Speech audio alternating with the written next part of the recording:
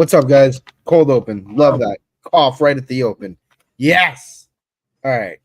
When are we bringing back the meme train, bro?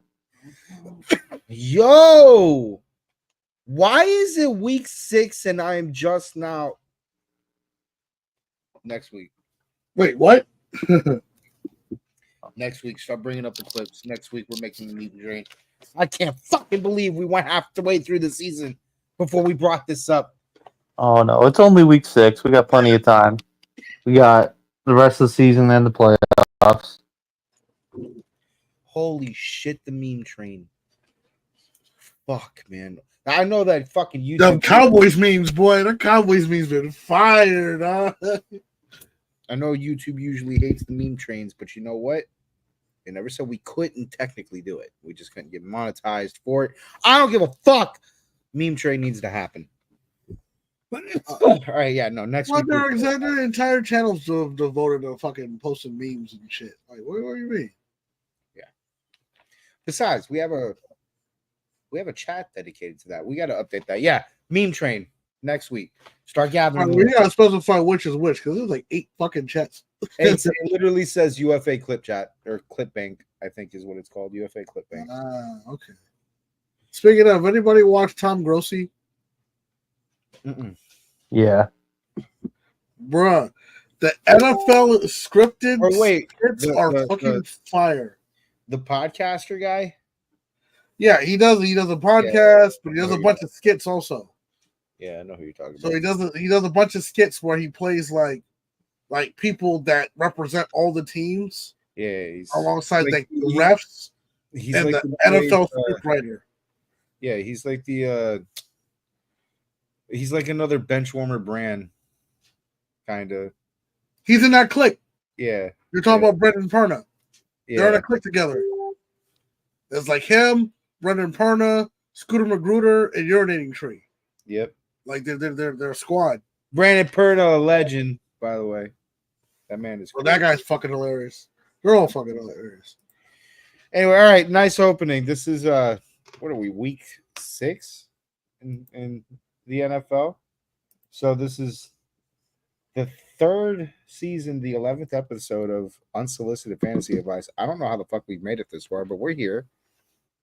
Because for 3 years straight, only me and you showed up every week. That's how we made it here. That's right. That's right. We're the MVPs in this goddamn system. Although Zero has been holding it down since he joined. So yeah, it's been a good free agent addition. Yes. To the program. Good pickup.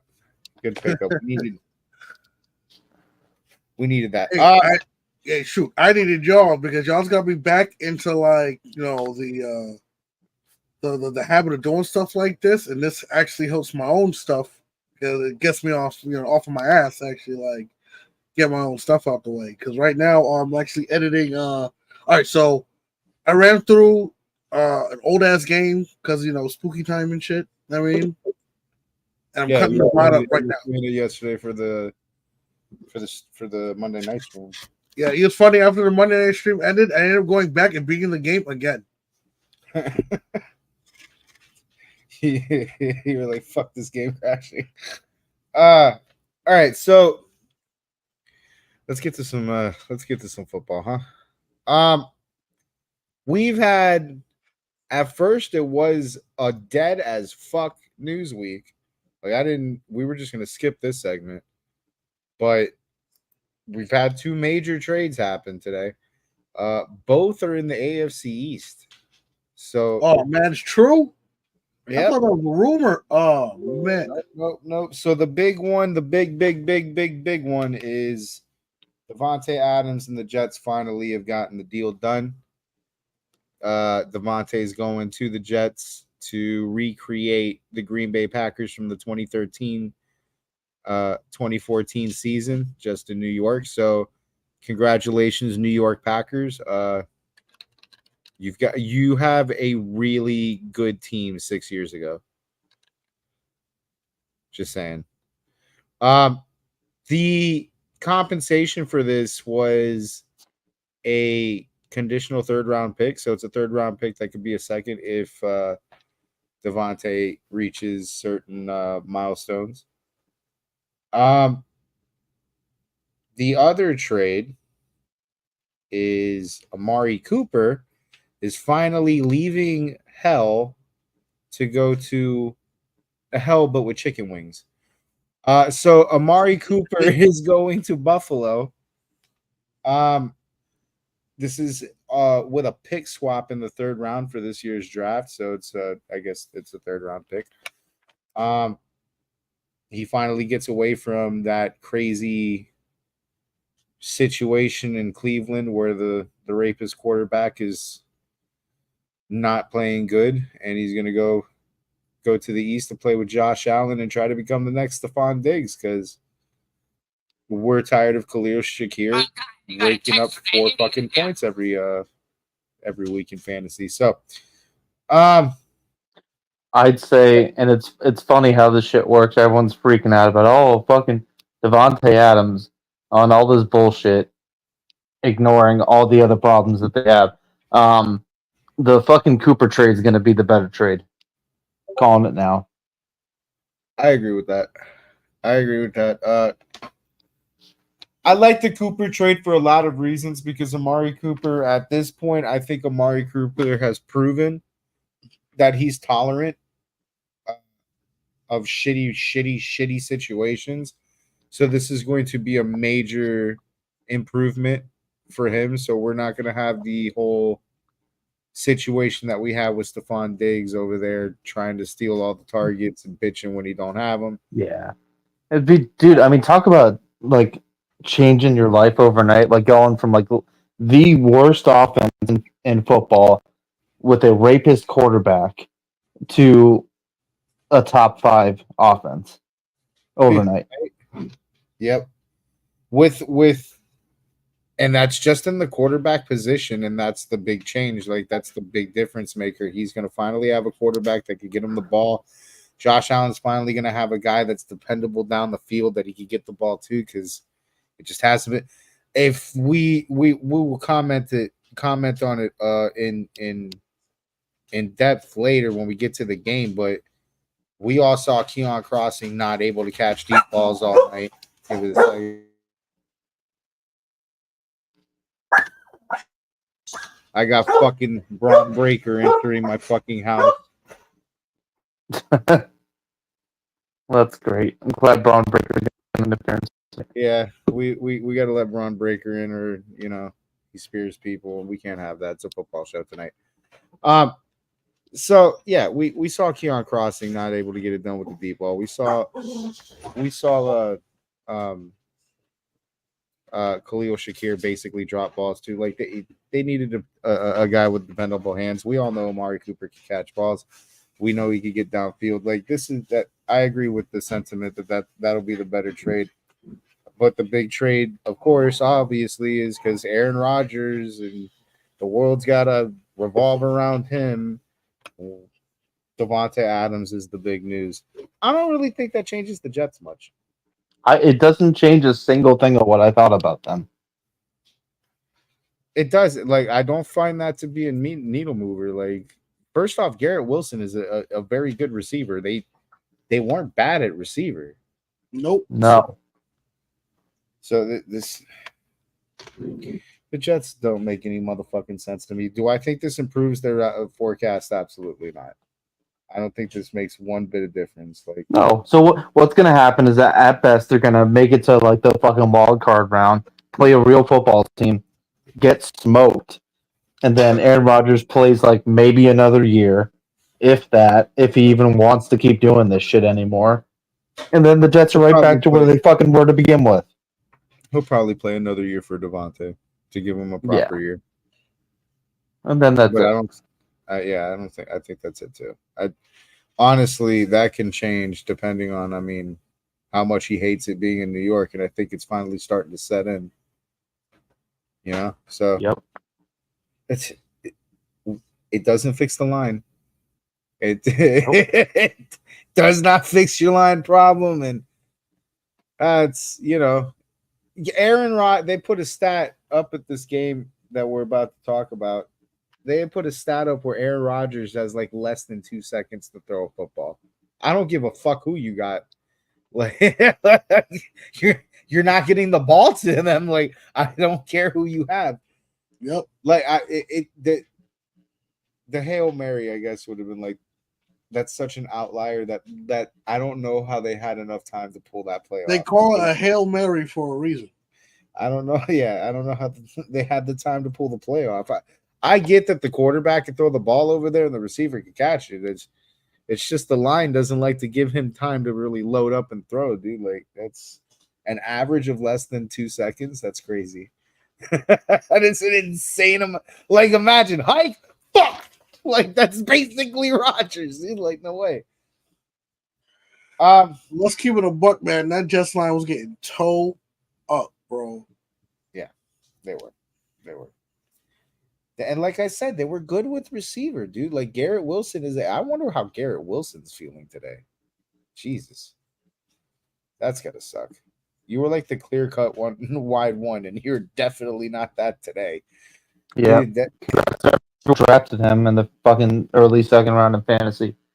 Played yourself. do I have him in any of my teams? No, I don't think I. No, drafted Jets. we don't draft Jets players. Yeah, I don't think I drafted any Jets. And if it did, it would have been the kicker for the meme.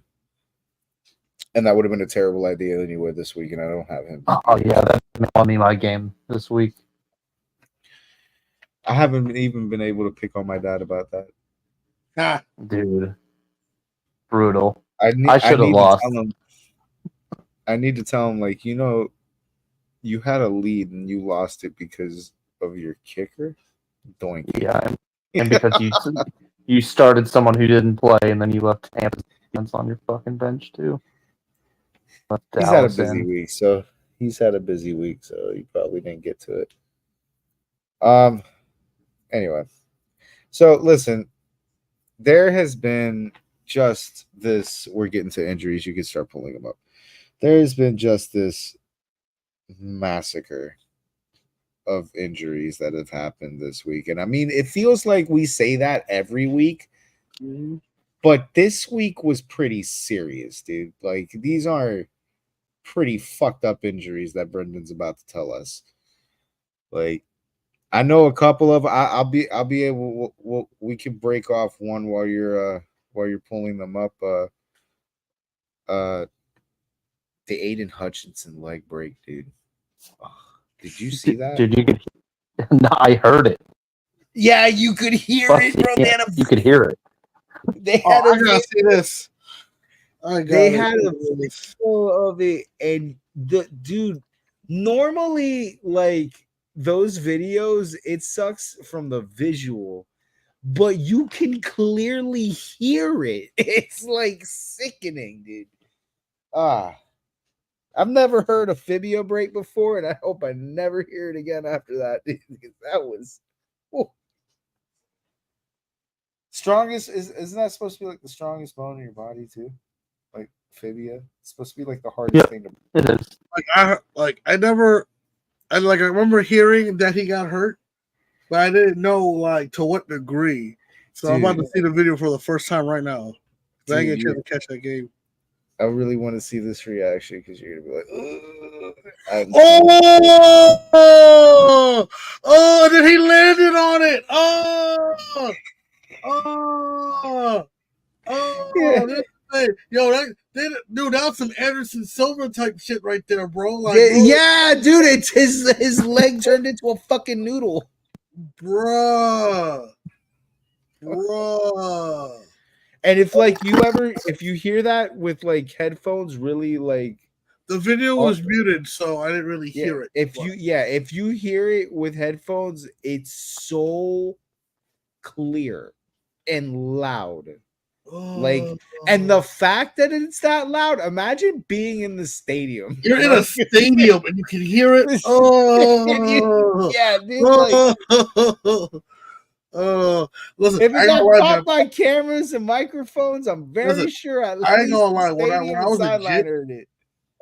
was a Jet, I used to make these like fucked up orange videos where people like jumping out of buildings and breaking their legs and shit. You know what I'm saying? But a lot of times either people doing dumb shit or there's in a bad situation when that shit happens. But when this happens in sports, especially a contact sport, Yeah. you know what I'm saying? If you don't suit up, get on the field, think, man, I might break my leg today, you know? Like, fuck. Yeah, but well, I mean, you do, but you hope. I mean, never that you're bad. always open to the idea that, yes, I may find myself injured, but not like that. He literally broke against his teammate's leg, mind you. I mean, oh man, yo, prayers for him. So he's clearly he's gone for the season. Psycho Sid type shit, bro. Like there was other ones that were gone for the season. Brenda, you ready for that? You got the list? Brenda, no, but oh, you turned into a robot. That's cool. I mean, it's the future, so I mean, are you good now? Give me a sound check. That was a terrible sound check. Good show, guys. Hold on, I'll pull them up real quick here while we're waiting for Brendan.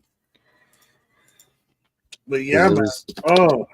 Oh, yeah, that one was terrible. It reminded me of it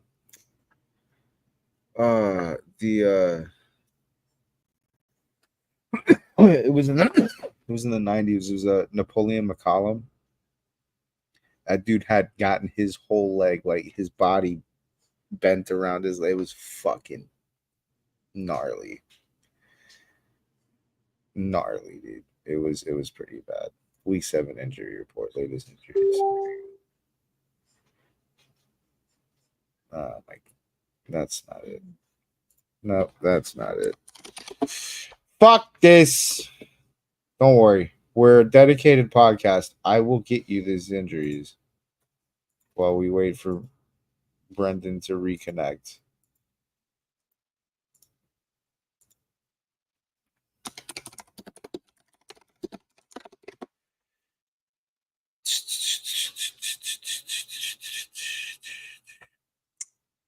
Man, you gotta love these. It's because we're live, folks. You gotta love these moments. I usually have these written down myself, but I had so much other work to do with the games of the week. Because I had a lot to review over there. A lot of fucking weird shit happened in the next segment.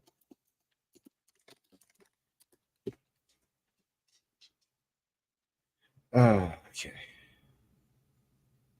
oh man. Oh yeah, C-Mac isn't going to be okay, so that's oh yeah, I was gonna say because I was actually reading up on he was C-Mac. He was supposed to be coming for week 7, but they're pushing that back. Derek Carr is going to be out against the Broncos. That sucks. Chris Olave is kind of put in that Broncos defense.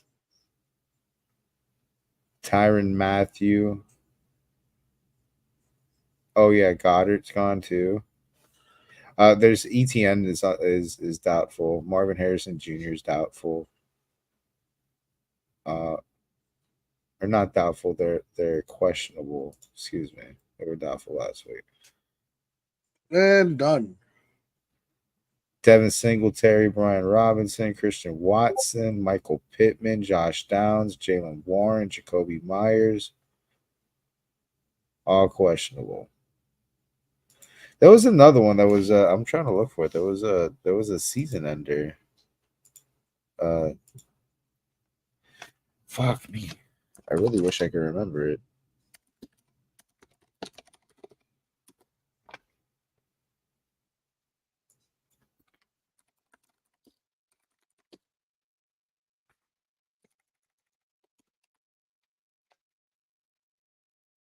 Yeah, it was Aiden Hutchinson and something. No, there was somebody else though. Fucking yeah, Andrew Thomas. Yeah, it was another shot at fucking the Giants line. It was Andrew Thomas. My bad. Brendan, are you back?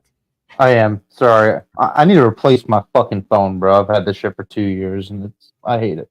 Yeah, it's about that time. It is. I've only had my phone for like a year, and I both love and hate this thing. Like, So I improv the injury report, and I probably did terribly. Yeah, it's all right. You can. Oh, I'm not trying to do anything else with this phone right now. We're just gonna move past. All right, then. I'm pretty sure that's the Andrew Thomas and fucking Aiden Hutchinson were the major ones. And then the fucking keeping an eye on ETN too, because that one's like the super questionable one, and that's gonna suck for a few people. So Derek Carr sucks too, because that's gonna put fucking Chris Olave is fucking also on the questionable list too. So it's a tough fucking week. But the major one was the Aiden Hutchinson injury, and when it comes, because we're about to get to that game. The Aiden Hutchinson injury, and when it comes, it sucks. That is like, what a if I'm Detroit, I'd rather lose that fucking game. Like I'd rather the score be completely reversed and get blown out than that happen. And dude, so I'm at the gym and I got I'm on the fucking treadmill and I got a red zone on my phone and I got my earpods in and I'm just kind of watching it, kind of not. And I hear the fucking break. What the fuck was that? Because you don't hear that shit in the NFL game. And then I look down and they're showing the fucking replay, and I'm like, God damn, that was a fucking man's leg. Oh no! Oh, hey, the other one was Jonathan Allen. He's gonna be out for a year with a pectoral injury. It was described as significant.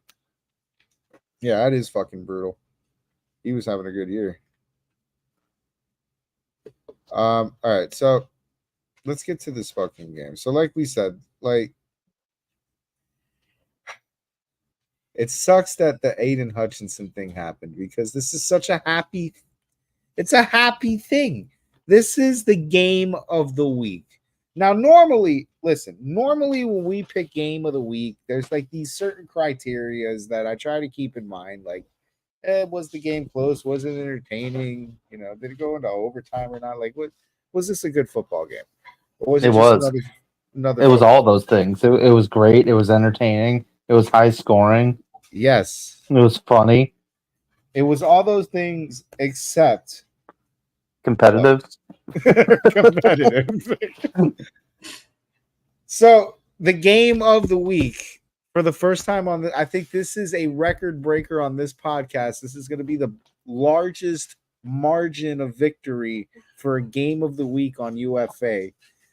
Detroit Lions 47. Congratulations. At Dallas Cowboys 9. They did that. This was a good one. They did that in Jerry's world on his 82nd birthday. I love the meme where they're like, Jerry's like, why can't we score in the stadium that I built? And then they show the field view, and there's just Dak Prescott throwing into the sun. Who the fuck thought that was a good... I've never understood that about the Cowboys Stadium. Like, let's put a window around, but only specifically where it's going to blind the fucking quarterback going one way down the field. And the other quarterback's going the opposite way with no glare in his eyes. That's really dumb, Jerry. He said, fucking, we got to have the advantage at least in one part of the game. What a fucking retard. I'm sorry. No, I can't win for that. Do you know the story why he did that giant window? I need to know. When they originally opened Jerry World, someone asked him, about that window, and he said, "We wanted to put that window there so God could watch the Cowboys."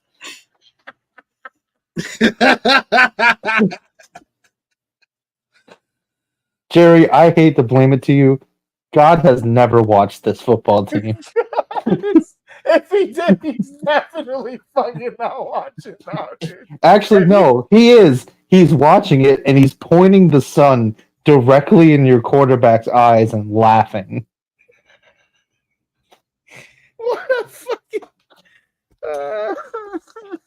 Chad never realized that about that play. Like, good God.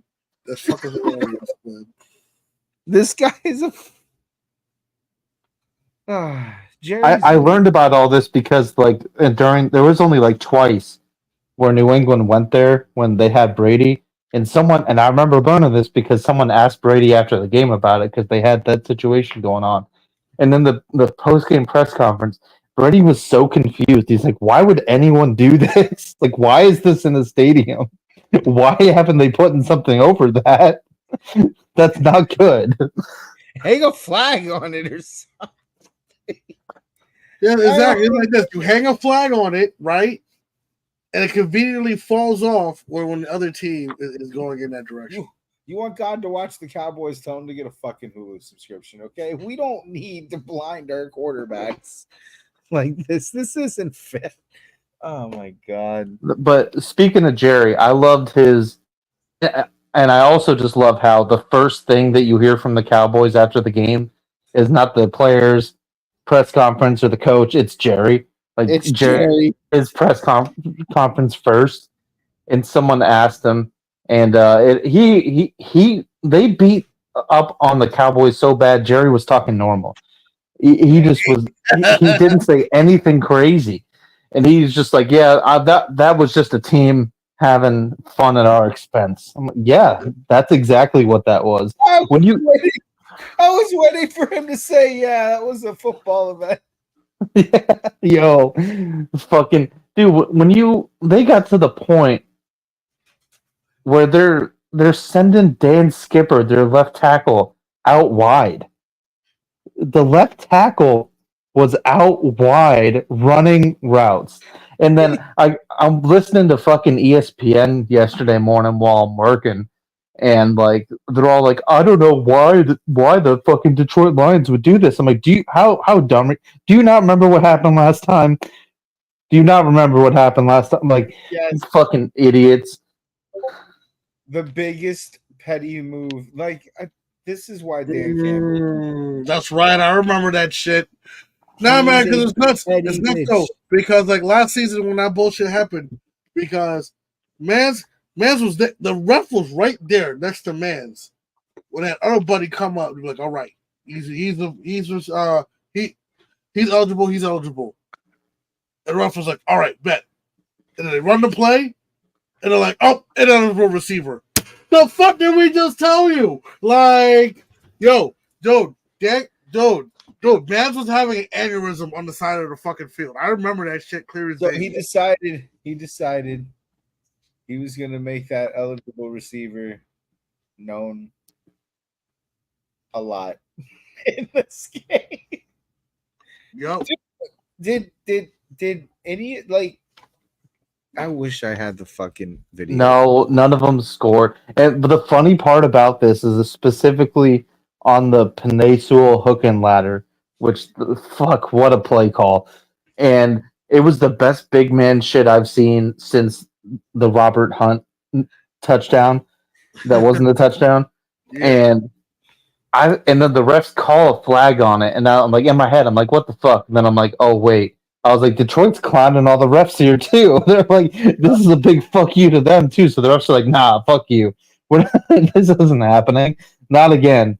I'll tell you this right now. I saw when I played ball, it was anything I ever wanted to do was be in a situation where somehow that ball got in my hands and I got to just truck people on the way to that fucking end zone. You know what I'm saying?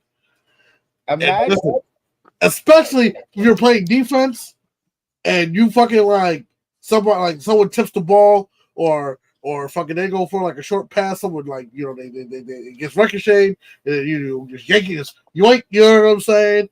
When you see a fat man running down the field, it's the greatest thing. I'm sorry, that's the greatest thing in football. All the fat guys in the stands are saluting, just my guy.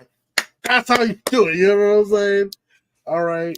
So imagine beating a team in its own stadium so bad that you have taken the game so unseriously that you're playing jokes on the referees, dude. Like, I can't imagine to be up that. Well, yeah, never mind. Yeah, I can. I saw the Broncos. We even didn't do that, dude. Fucking Dan Campbell was out here is like, fuck the Cowboys, bro. Dan Campbell would have went for the record. He would have. 100%. Are you kidding me? He would have smashed the record. He would have gone for even more. Oh, man. The best way to sum up this game, I'm not sure if you guys saw the video, but there's a video of this little blonde chick on her hands and knees in the concourse of the Cowboys Stadium, puking her brains out drunk, and a Lions fan is doing the gritty around her. So that I gotta find that. I have to find that. Actually, you know what? I think I saw it, but I was more focused on the Lions fan hitting the gritty because like haha he hitting the gritty and Jerry World. You know what I'm saying? I don't think I even noticed the Cowboys fan puking. There was a Lion fan walking like on a leash, a skeleton wearing a Cowboy shirt or jersey, like throughout the stadium. He was dragging the skeleton around by a leash. Yeah. I want to know how the fuck they let that in, because that wouldn't happen at our stadium. But I guess it's Jerry's world. I'm so excited for this off season to see what the fuck Jerry Jones does, because the team's always just been good enough. You never win anything, but dude, I've never seen Jerry Jones with like a tank fest, and I'm so ready to see what he does. Imagine he traps a quarterback. He might trade Dak. He fucking get out of here. Oh my lord! After paying him too, that would be funny. Guaranteed money. Jesus. So, Jared Goff, a real quarterback in this game. He was the player of the game. He went 18 for 25. He went 315 yards, and he had three tutties. He had 18 completions for over 300 yards. Yes. Jesus Christ. That's in context, most quarterbacks, when they throw 18 passes, are throwing for like 180 yards. This guy was able to just bomb it, bro. Like, and even a lot of those weren't even bombs, too. There were a lot of yak. Like, this team didn't tackle. They didn't cover. They didn't play football. They just didn't play football. They didn't play offense. They didn't play defense. They didn't run. They didn't pass. They didn't stop running. They didn't stop passing. They didn't stop any set. The Cowboys are so fucking dead, and I love it. Hilarious. It's the most amazing thing in the world to know that in week 7, the Cowboys are basically dead. I don't have anything. Honestly, I don't know what to say about to Detroit. I mean, it's an awesome. Good job. You did it. Yeah, great job. You fucking killed the Cowboys. I don't know if we learned anything good about you or not because it's the Cowboys, but it's nice to see them get bullied. No, I mean, they're a great team. Whenever you can just you never see bad or mediocre teams beat a motherfucker by 40 points. That's true.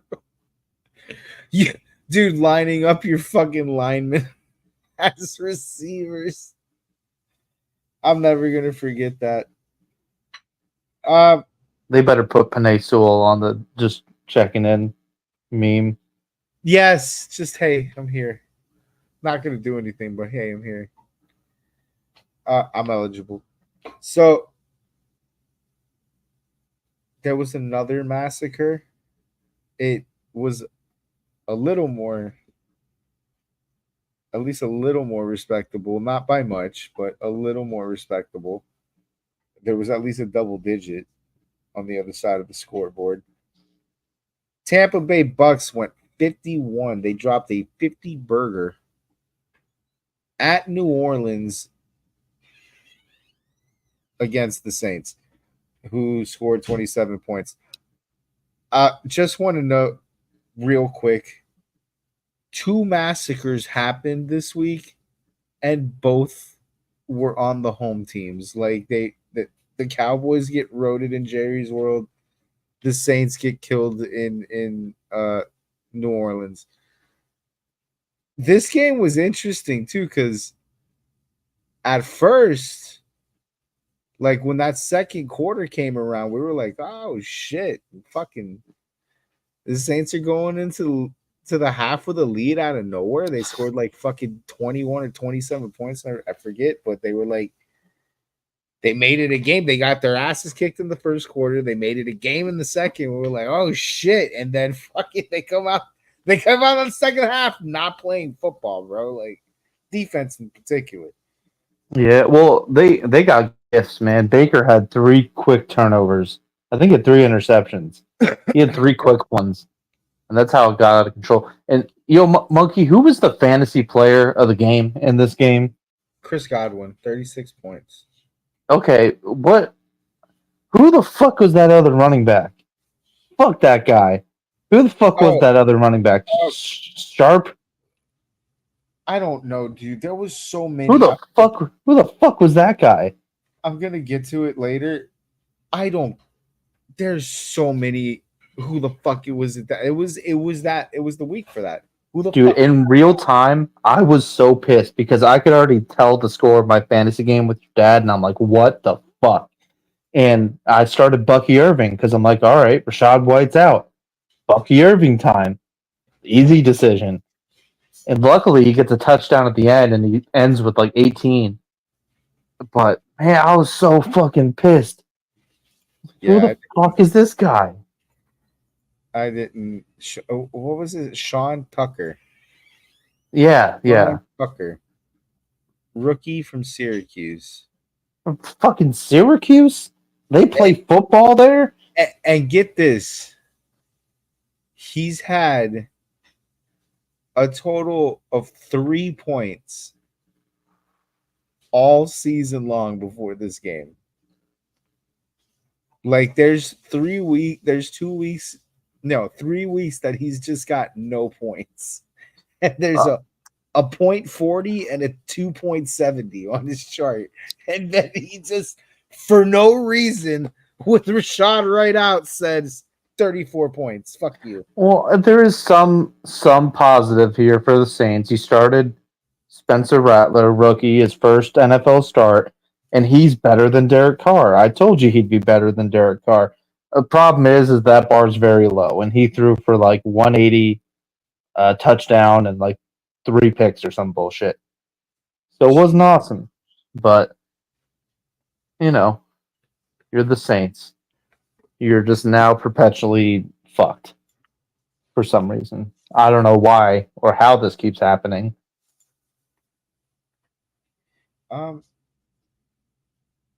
I do. Maybe it's the karma hasn't run out for Bountygate yet. Yeah, probably not. I think those things kind of last a little longer. That karma, and then whenever you have like a great all-time great quarterback and you like waste their whole career, like I feel like you deserve this. Oh yeah. You can't be doing that to Drew Brees, bro. Although they got one. They got one. They got one, but like Drew Brees should not have one Super Bowl. No, I agree with that. This game was cool. This was a cool game.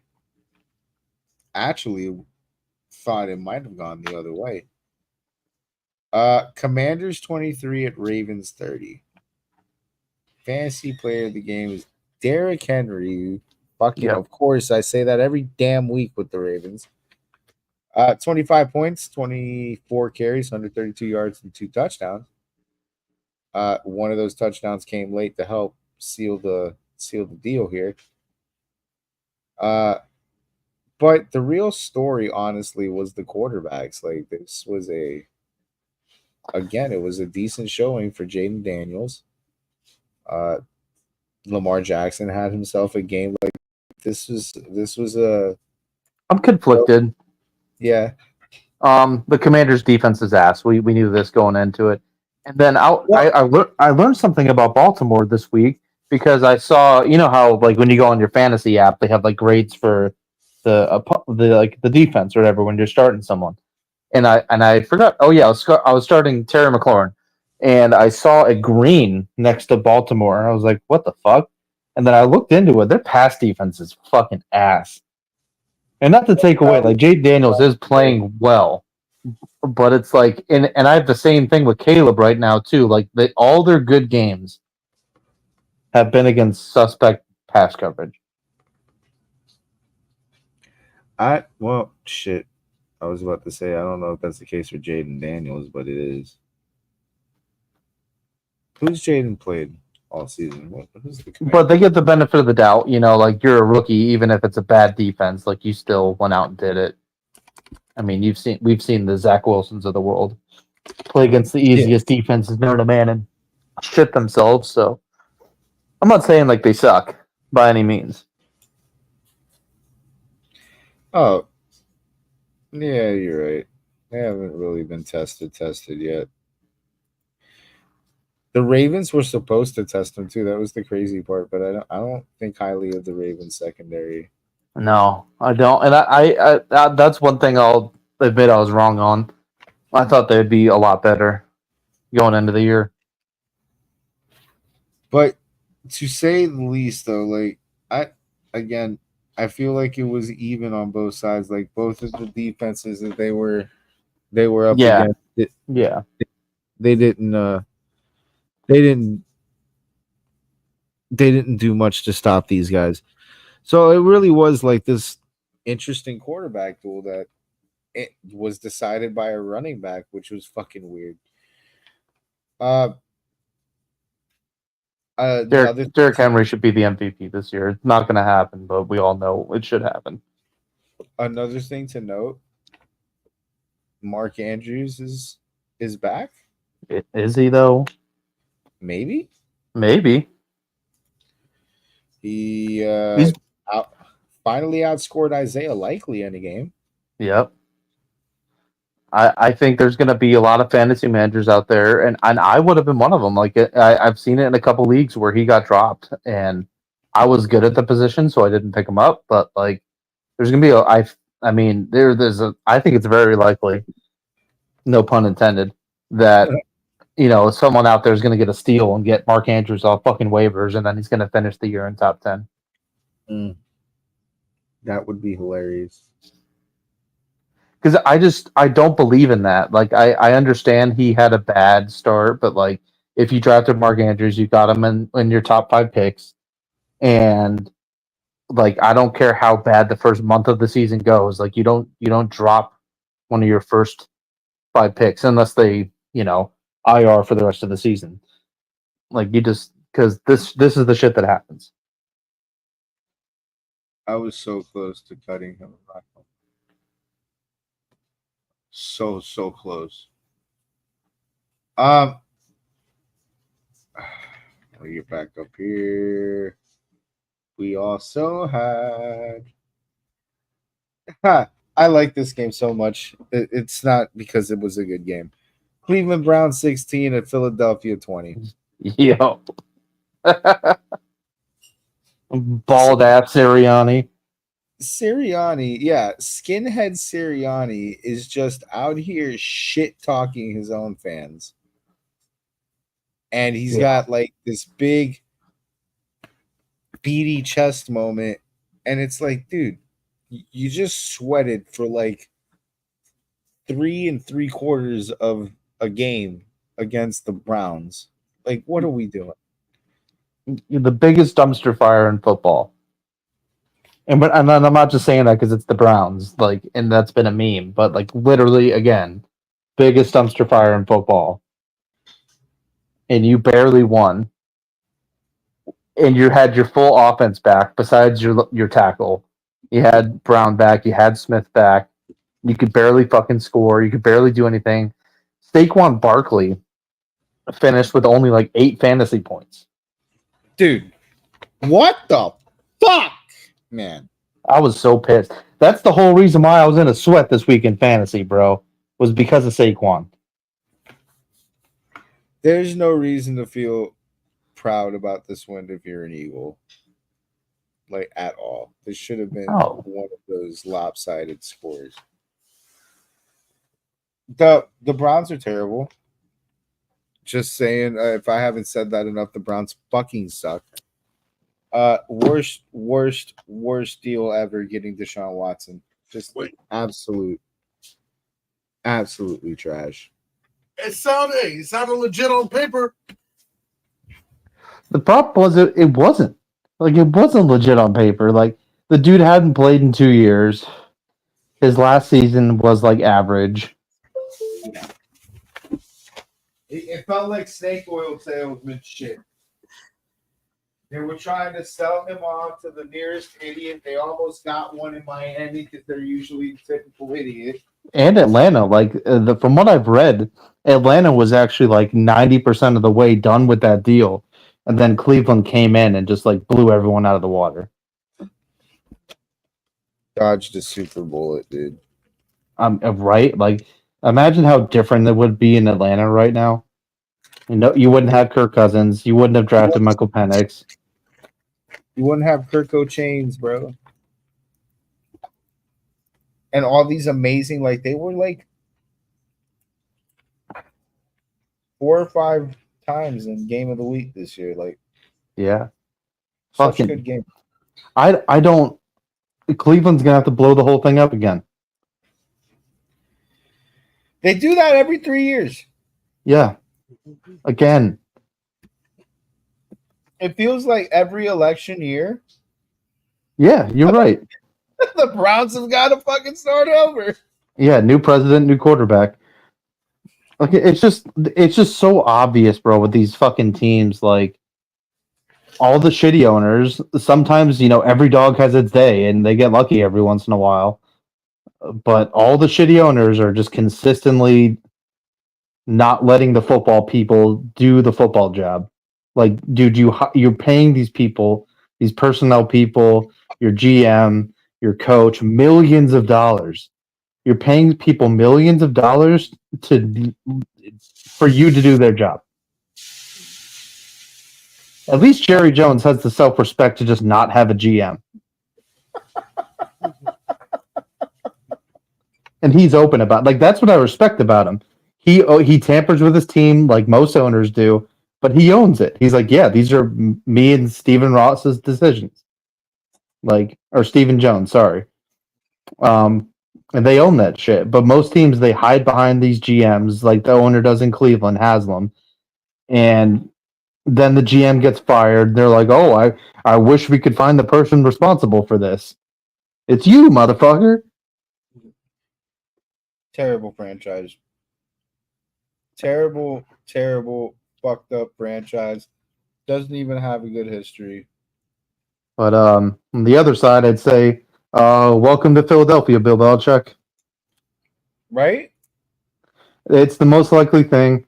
Howie Roseman's actually a really good GM, and they've had a relationship for like the last 20 years, Bill and Roseman. So that's the most likely thing, because that's, you don't want Bill being the GM. We saw how that went in the last 10 years for him. He lost that ability, but he's still a fucking hell of a coach, and they don't need a GM. They got one, and they already got a stacked roster. And Bill likes the GM. And the only thing that they have to fix, GM wise, is they need better corners, and that's the only thing Bill was still good at towards the end, because he could Oh, yeah? get good corners.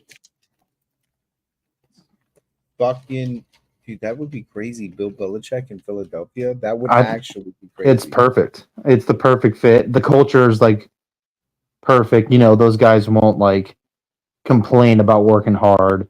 I think the Philly fans will embrace him. He's a fucking like old school blue collar guy. That plays well in Philly compared to this fucking Sirianni guy, this weirdo. Imagine beating them, and now you got to go win one for them, or at least try. I don't know if he can with the fucking Chiefs out here being stupid. I think he could. Wouldn't shock me. All right.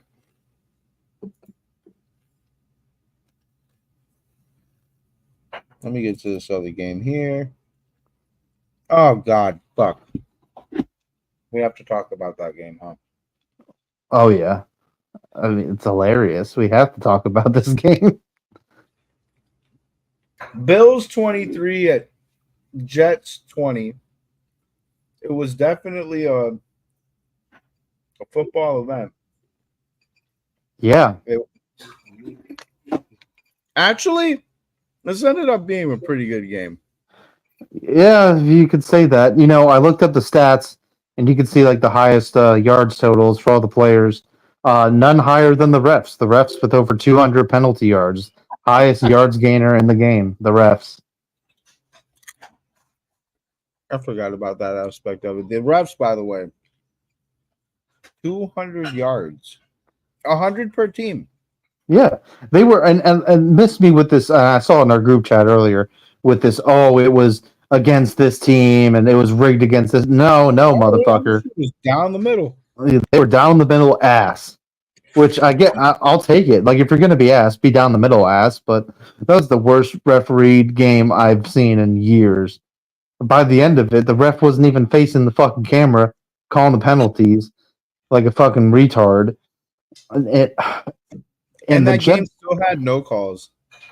yeah, yeah, a bunch of no calls too. It just blows my mind.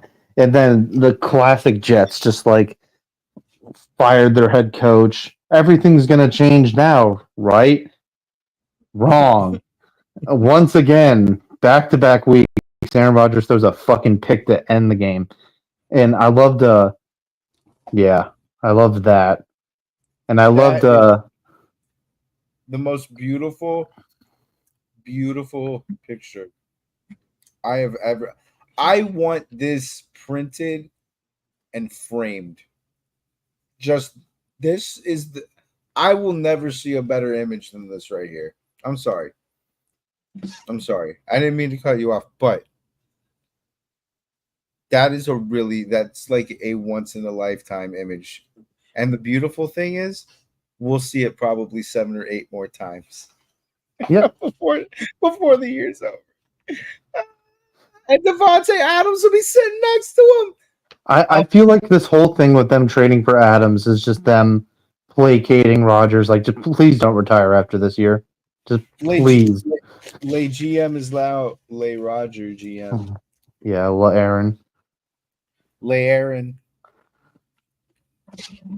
And I loved. I was watching the Manning cast, and Bill Belichick's on the Manning cast every Monday, and he spent just an hour shitting on the Jets, and he had a great quote.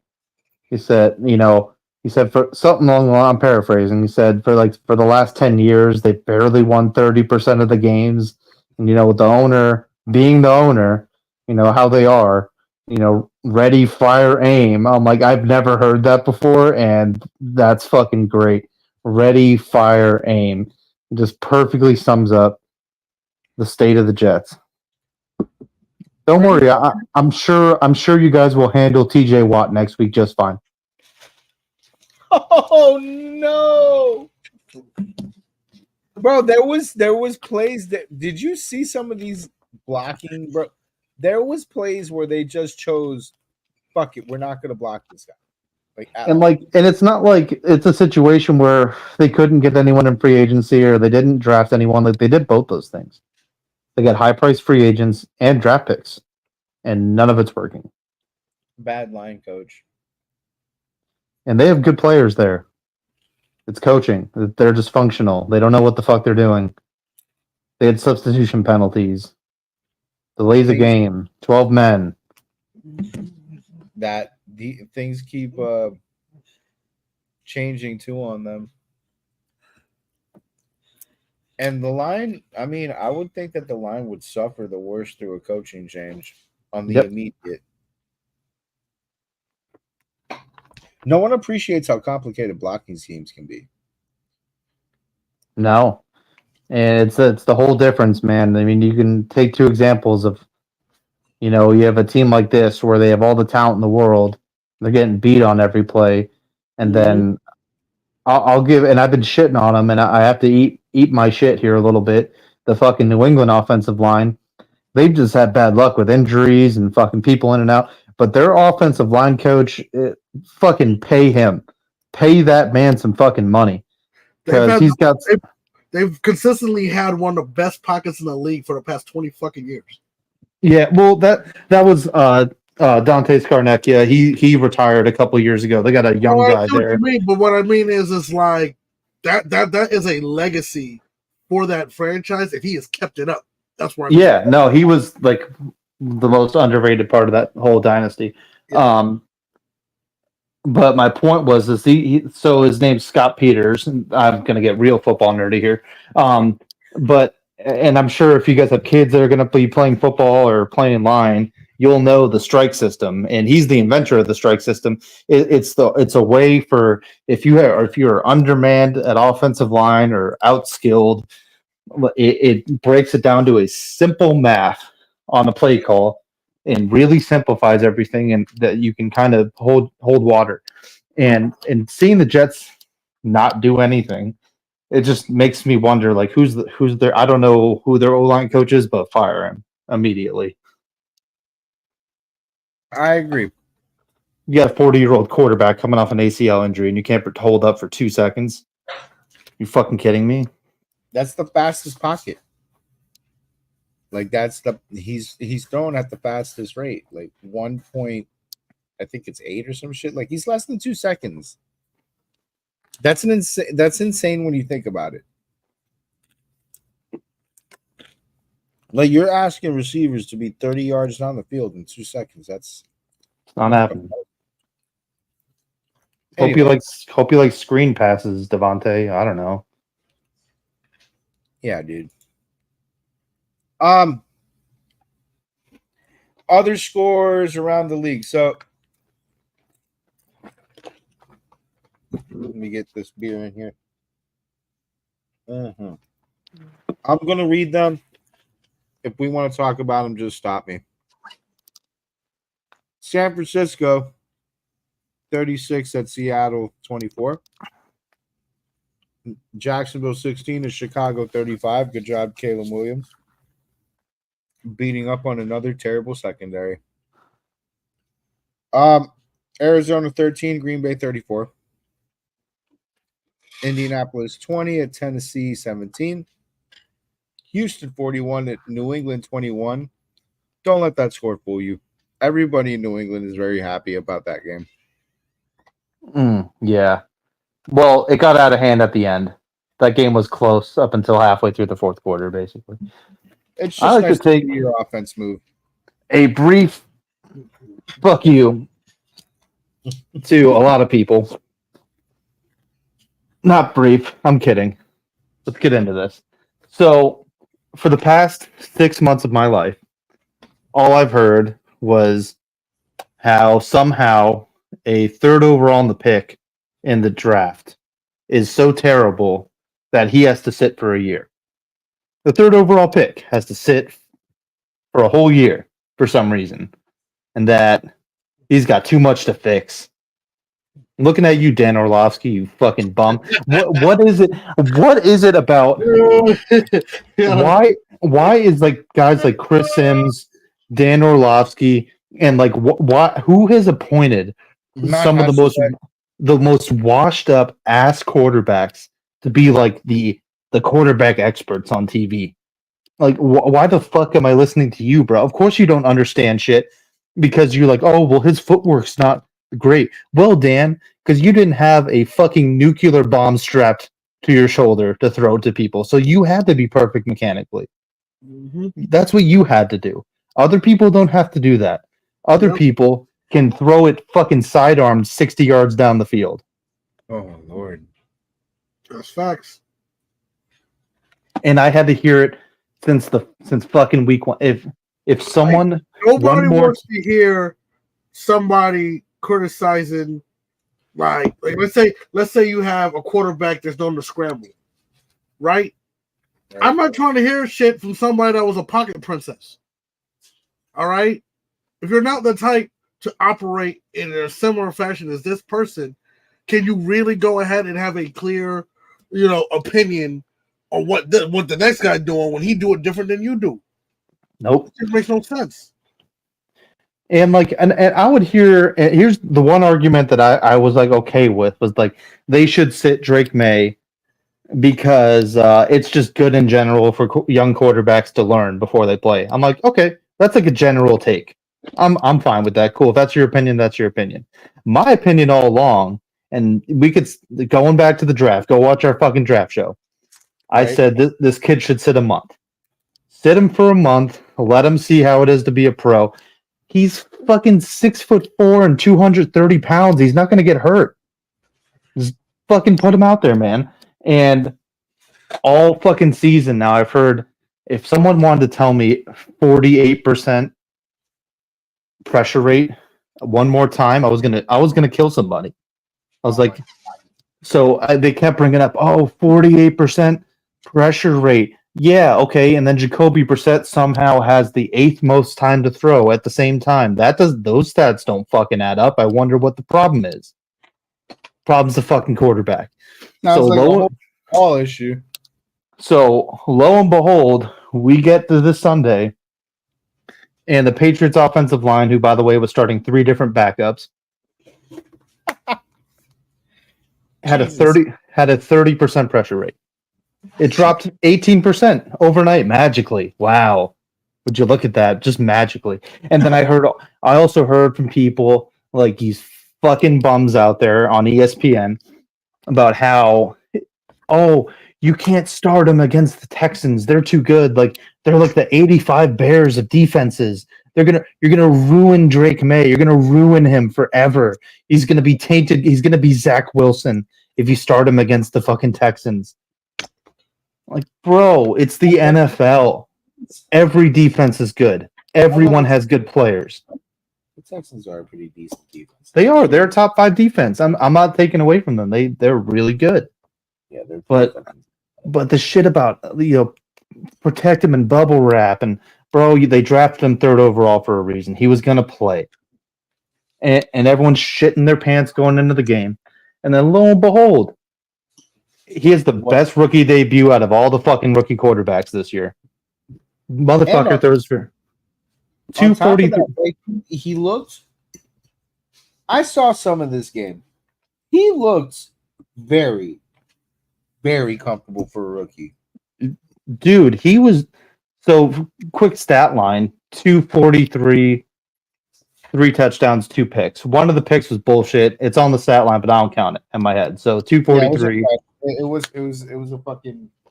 It was a tip. It was dumb. Yeah, it was a loose ball. Yeah. So yeah, 240, and he got strip sacked once, which was not his fault. It was the fucking backup tackle. So we didn't get ruined.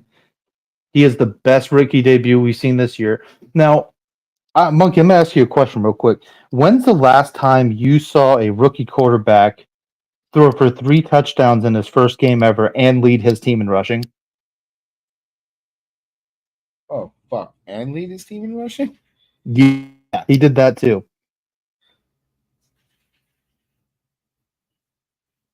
I want to say Lamar Jackson, that's probably not Nope. right. So we've never seen it any in our lifetimes. At least the last time it's happened was the year 1950, 1950. Well, fuck that. There you go. So Who just was it? Johnny? Was it Johnny U? yeah, I think it was Johnny Unitas probably. I don't quote me on that, but that wouldn't shock me. But yeah, so all this and I knew this was coming, and I've been predicting it for months. And you guys have heard me on the show rail against it. And you got this kid out here throwing 3 touchdowns. He was fucking going through all of his reads. He was pump faking safeties and fucking no look passes and all this crazy shit. I'm like, I'm just so happy to watch everyone eat their fucking words, and not even because like it's my team. That adds a little bit more to it. But I hate these fucking analysts who shit on all these young players for no fucking reason besides to get ratings. And I love it. I love it when they play well and you have to watch them slowly eat shit and slowly walk back their takes.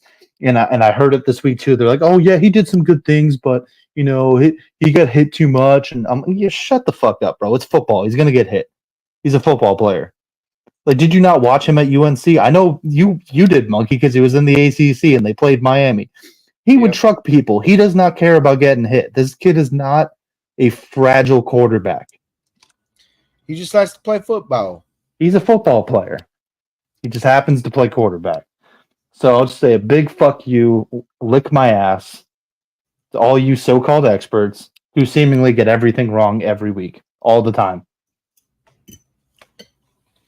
Always, too. Except for Shannon Sharp's pretty good. Yeah, but Shannon wasn't one of these people that was like, "Oh, sit down, leave him in bubble wrap." He was one of the people that said, "Let him play." Yeah, Shannon's fucking dog. Lick my ass. Right. Chargers 23 at Denver 16. Gross. Pittsburgh 32 at Vegas 13. Also gross. Mm-hmm.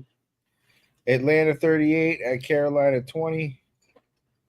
And there was a very funny part of this game where the announcers were talking about how they benched Bryce Young, and so Andy Dalton's about to snap the ball, and the color commentator is like, it's great, and then the ball snaps, and he's still talking during the play for some reason, and he goes, "It's great that Bryce Young can watch how it's done by a real professional." And the second he said professional, Andy Dalton threw a pick six. So,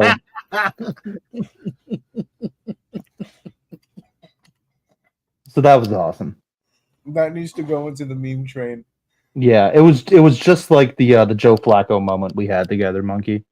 It was the same thing. It was great. No, I need to see that clip. Fuck, that's hilarious. We'll put it on the meme train. Yeah, that's going on the meme train. Okay. God damn it. Awesome. So this was, in my opinion, the worst game I've seen this year, and probably ever. Yeah. I don't know about ever. Cincinnati 17 at Giants 7, and the 17. Yeah. The 17 was like way late. It was 7-3 until like 5 minutes left. Yeah. Like this game was so bad. And it was prime time too. So bad. What the? How is Joe Burrow in this game and we're getting 17 points against the Giants' terrible fucking secondary? Yeah, the Bungles bungling is catching up to them. They evaded it for quite some time. You can't. It's just like the Philly game. Like you can't feel good about this win. No, dude. You should have stopped them. Because like I understand their defense is a problem, but like your offense against the Giants, like you should put up 30. That secondary is so bad. Like they honestly just let people run by them. Like that secondary is so bad, and I don't understand how. Let me see something. I just don't understand how you don't have any more points. And it I drives don't me. get it. It drives me nuts. I feel like this is such a way. Like this should be the time that the Bengals come alive. Like this is out of bungle season, and It is, but look, they're in a risky spot right now. They got, their best player, Jamar Chase, or their second place player. I'd say Joe Burrow's their best player, but their second best player is needing an extension. They refuse to give him one, and they're saying to do it in the offseason. T. Higgins, who is a phenomenal wide receiver, is again on the last year of his deal. They're refusing to do anything with him.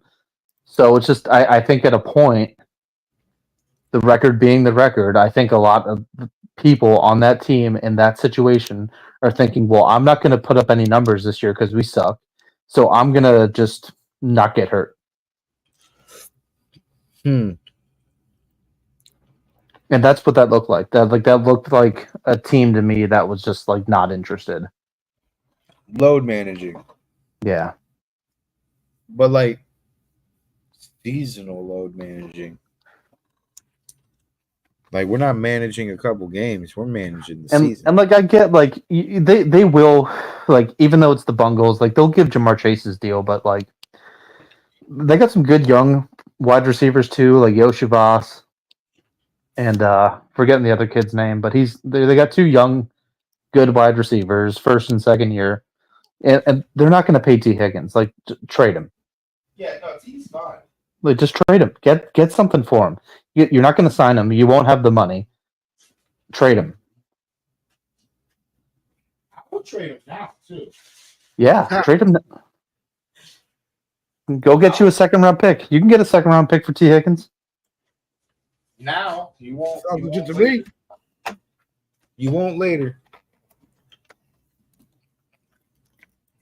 All right. Enough with that game. Fuck the Giants.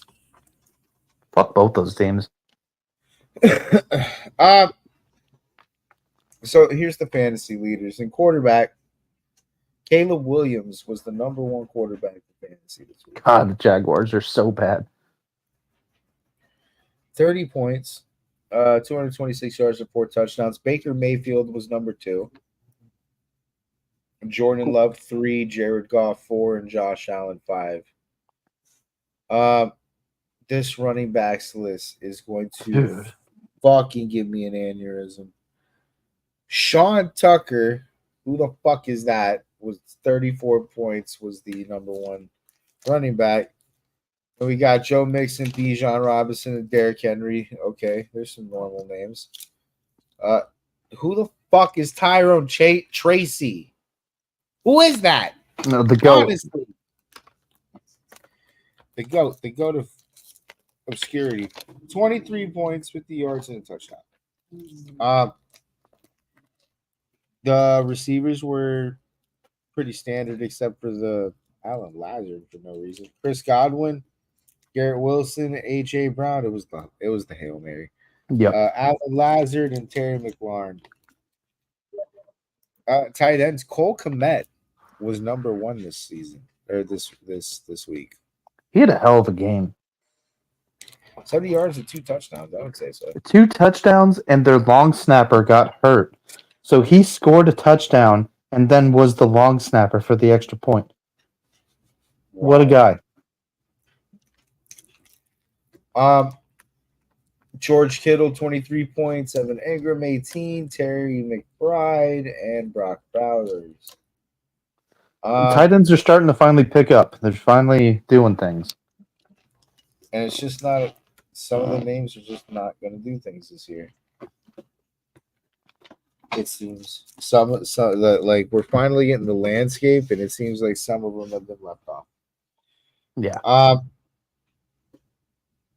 In the defensive special teams, Detroit Lions led with 20 points. Tampa Bay with 19, Pittsburgh Steelers, Houston Texans, and Green Bay Packers. So, and the Packers, it was really on fumbles. So, here's the fantasy trash cans. Hate these people. Dak Prescott, 5 points. We know why. Big old trash can. Will Levis had 8 points. He left the game, I think, around the third or fourth. Deshaun Watson had 8 points. Kyler Murray had 12 points. And Kirk Cousins had 13. Not great. Yeah, not great. I don't. I'm not too upset with like the back end of that list. Like getting 12 points isn't the end of the world, but like Dak, dude, what the fuck? That's not 50 plus million, or dude, that might. What is it? 70 million for him? Yeah, something like that. I don't know. It's something dumb. Highest paid player in NFL history.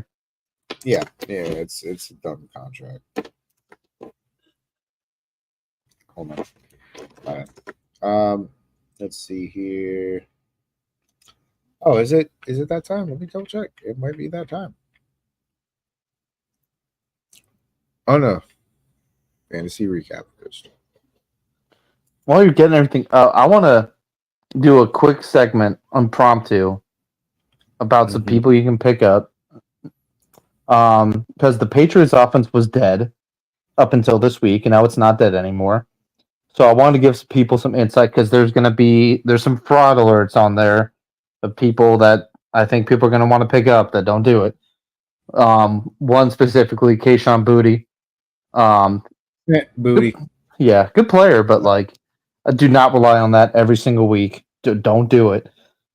Drake May, yeah, pick him up. I could see him 20 points a game. The two in particular in most leagues you can get, his top guy is going to be Demario Douglas, and he had a killer game. He had like 98 and a touchdown. Hunter Henry got a touchdown too, so I look at him because I know tight end is hard this year. Oh yeah. Left tight end is fucking insanely difficult this year, apparently. All right. Let's get to some good old fashioned. I'm already fucked. I lost to a guy whose name isn't even the wrestler that's his display picture. Go figure, right? Let's see what happened here. Zoom in for effect. Like we had mentioned, Kirk Cousins had 12.5 points. That does not help me. I had gotten this guy because he was second in the Buffalo depth chart. And Jordan Cook was hurt. And I found that the night of. Why the fuck? Why the fuck can't I trust depth charts now? Who the fuck is this other guy? What was his name? Ty John. No. Ray Davis. Who the fuck is Ray Davis, dude? Where did he come from? Christian Kirk. What are we doing? What are we doing with life? 39 yards on 3 catches. What are we doing with our lives? Same with DJ Moore. This isn't a win. Like they won that game. They in a blowout.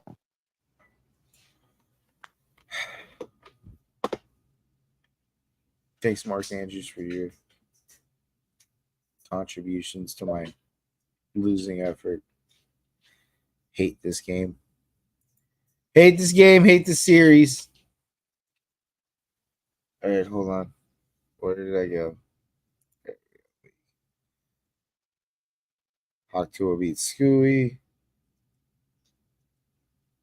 Steve beat Brandon. Ooh. Yep. Upset alert. Dak. Ooh. Of course. Oh, Chris Olave had negative. 1 fumble loss. Oof. Oh no! The win streak has to come to an end. What a shame. PJ beat Bill, so cool. Barely. I was still safe. Fraud alert, PJ. Oh yeah. And then you beat Pops. Good job. Best team in the league, most points, best record.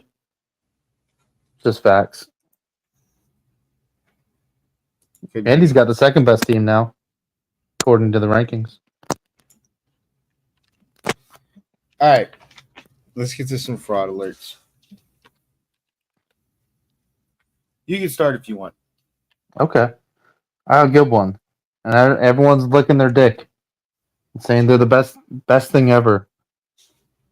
They've played garbage teams. Oh yes. Oh yes. The Bears. The Bears have been playing. They're so incredible now. No, motherfucker. They've played a bunch of 1-4 teams. They haven't played anybody. Slow your roll. The Chicago Bears offensive line didn't magically repair itself overnight. Let me pull up their schedule real quick, just to cite my work here. So they just played the Jags, right? We know that. They played the Jags. The week before, they played the Panthers. The week before that, they beat up on the Rams, who don't have a team. Everyone's hurt.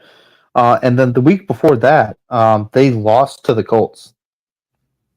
They also lost to the Texans. And they beat the Titans. They haven't beaten a single team with a winning record. They play the Commanders next week. That'll be fun. Oh my god. Jaden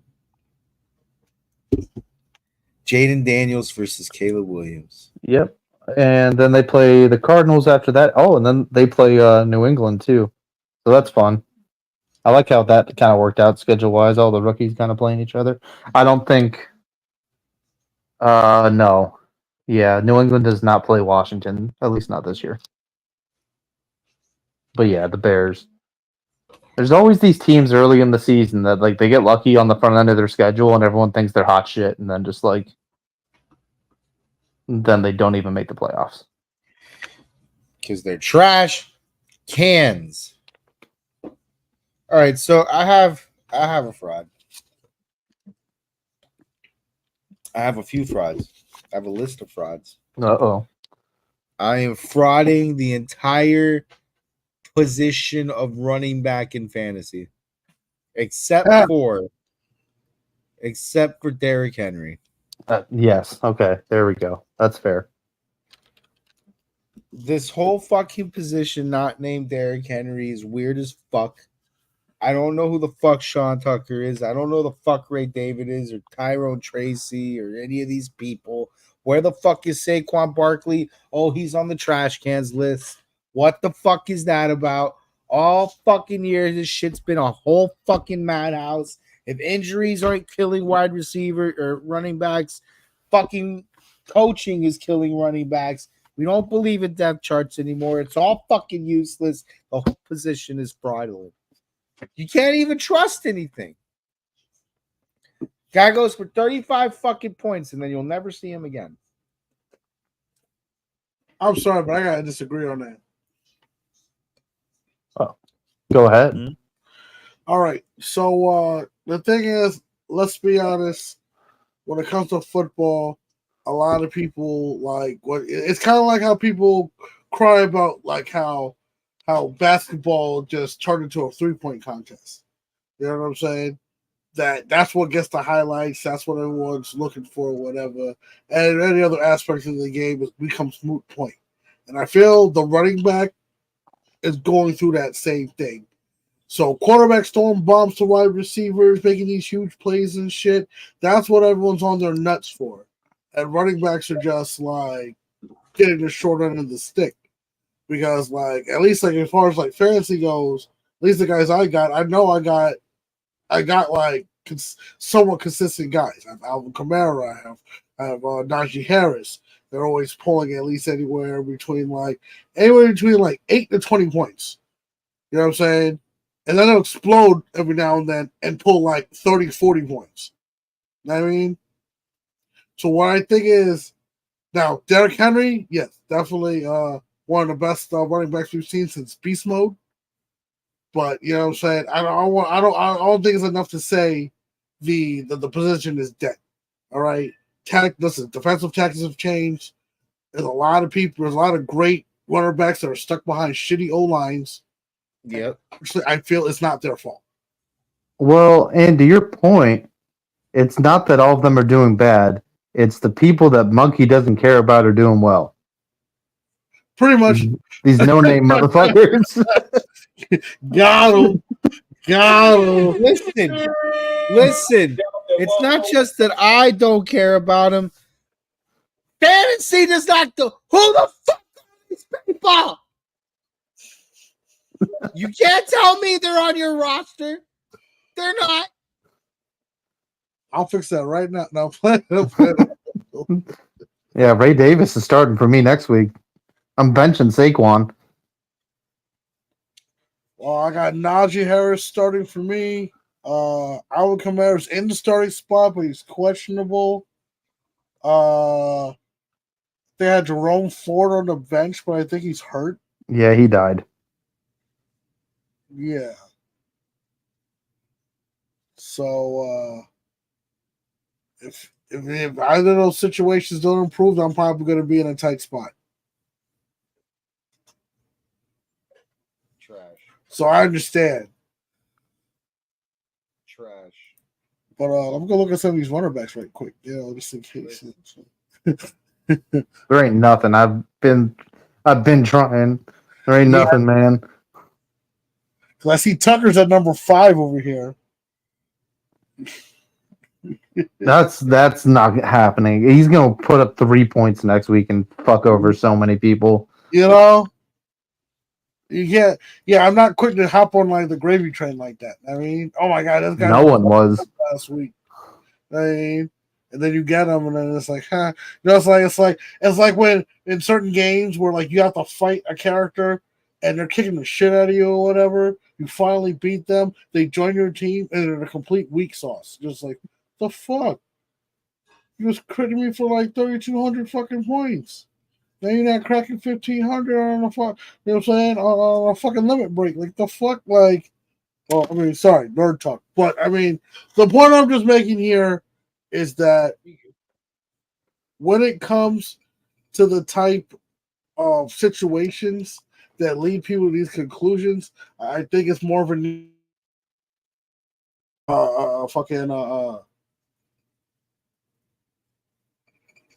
I don't even know where I was going with this. All I'm saying is this: running backs get a bad rep. We've had a lot of issues over the past couple years with contracts and all this other shit. Look what happened to fucking Ezekiel Elliott. You know what I'm saying? They tried that man like a free sample, dude. They wouldn't have done that to anybody else in the other position. I love this podcast so much because that was fucking brilliant. I don't know where I was going with this, but listen, fuck it. All right, now all right. Let's. That's a good proper way to start sit sleep, huh? All right. So, as for me, I'm just gonna go ahead with the. I'm going low. I'm going with the low hanging fruit here. Cowboys. That's my front alert. The whole franchise. bang. The whole, Say less. The whole franchise. Just like, mind you, these are all great players. CeeDee Lamb, Dak Prescott, as I mentioned before, Ezekiel Elliott, but it's just not coming together for some odd fucking reason. And because of that, I'm tired of hearing these people. They hang off their decks. They're America's team. And then we just had that whole discussion about how Jerry World got fucking God's window. You know what I'm saying? But all you're doing is just make a direct line of sight to a fucking ball of plasma 93 billion miles away. Like, I could write a whole college level essay on why the Cowboys aren't America's team. I know who is America's team, and the analogy is so good that even Cowboys fans can't dispute it. Okay, Oh, who's yeah? America's team? Let's hear this. America's team is the New England Patriots. Yeah, I mean that one. Okay, You okay. should have And seen that coming. here's why. Patriots, And here's why. So everyone hates us. Everyone hates us.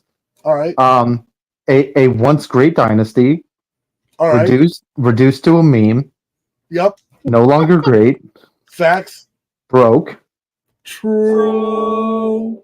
And a very, very old president.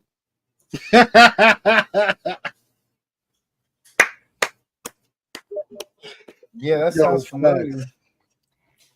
That sounds hella familiar. All right. Hold on. Jesus Christ, my brain. Fuck the Cowboys, dude. That's not. I understand that that's like that's an easy fraud.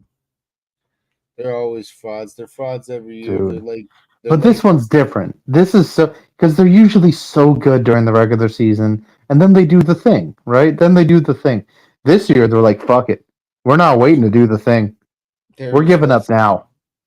There's no thing to do. We're done. We're done playing football. It's week 7 and we're done.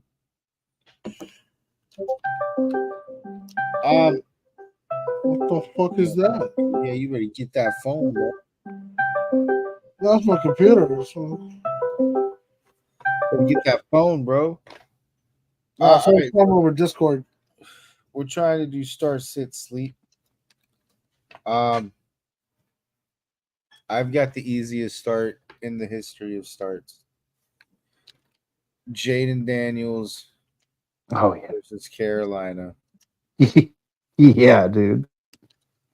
There is no science behind the move. It is literally just obvious. That is the thing that you should be doing. I'm sitting anybody in the Buccaneers running back committee.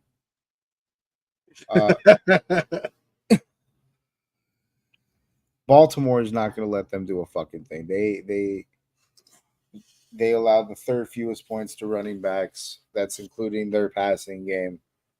And then the Bucky Irving points that we're all like hoping for, and we all saw that like happen. They happened at the end of the game when the team was already like basically washed. We had that Sam, whoever the fuck guy, gashed them up too. So it's nice that we see this like uptick for those like 2-3 running backs, RB2s, RB3s, in Tampa. But the thing about RBCs in Baltimore is they especially just seem to pick those fuckers apart. I don't think there's a running back not named Derrick Henry that's going to have an easy time against that defense. That's where the strength of Baltimore really is. I don't think it's too much the secondary. That front seven, man, it's so good. Yeah, it's a nightmare.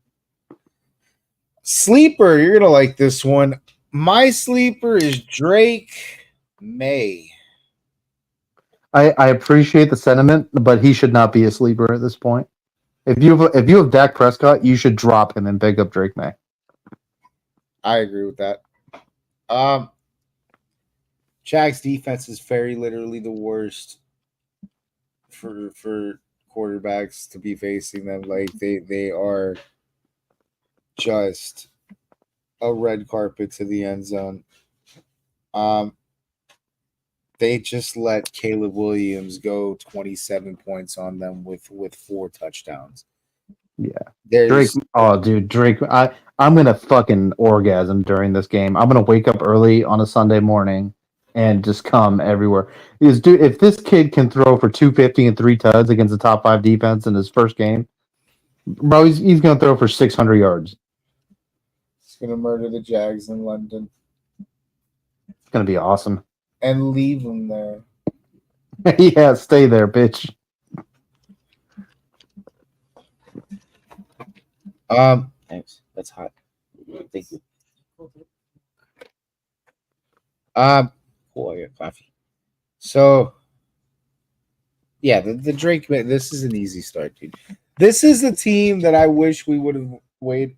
If we were gonna wait this long for Drake May, this would have been the team I thought we would wait for, or the Dolphins.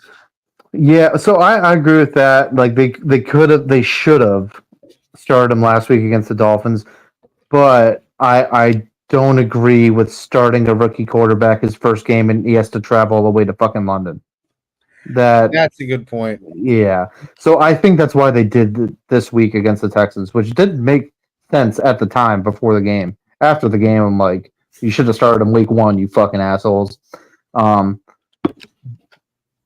Maybe you wouldn't be fucking 1-5. But Real. yeah. I don't know where I was going with that. It's cool. Drake May is gonna be a nice sleeper. It's a good fucking sleep. Go ahead, Brendan. Start, sit, sleep. Well, along those talks about Drake May, if you're streaming defenses this week, you're going to go ahead and start New England's defense because they're going to be available after this week against the Jaguars. They did not perform well fantasy wise. They got put in some bad spots. Rookie quarterback, and then also the couple fumbles from tight ends that gave the ball. The Texans started every drive in the red zone, basically. So they didn't have a shot. But against Jacksonville, Christian Gonzalez is gonna have a very fun time. I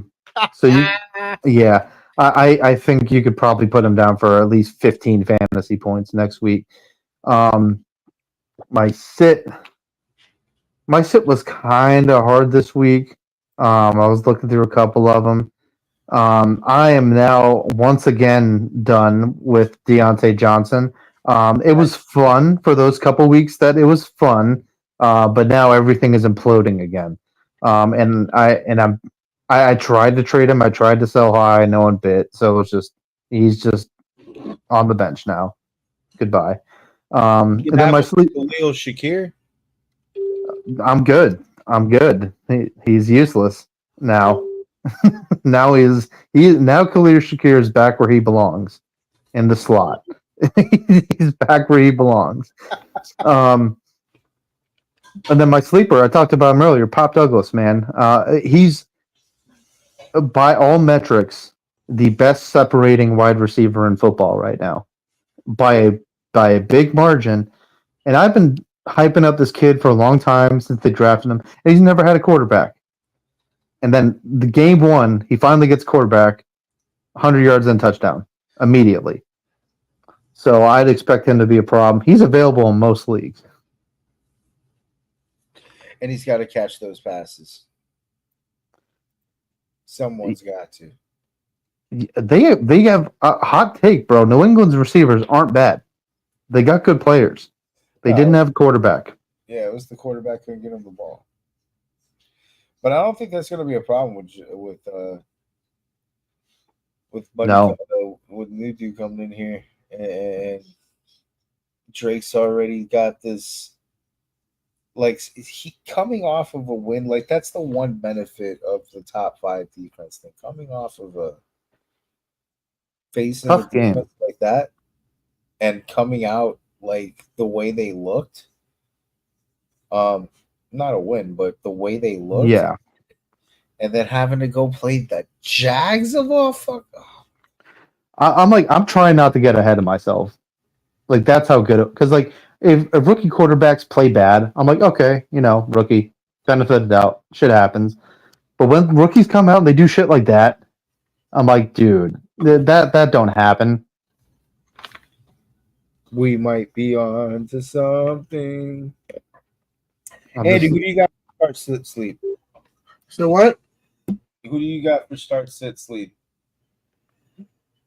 I wasn't really. I didn't really think of a set of people to talk about today.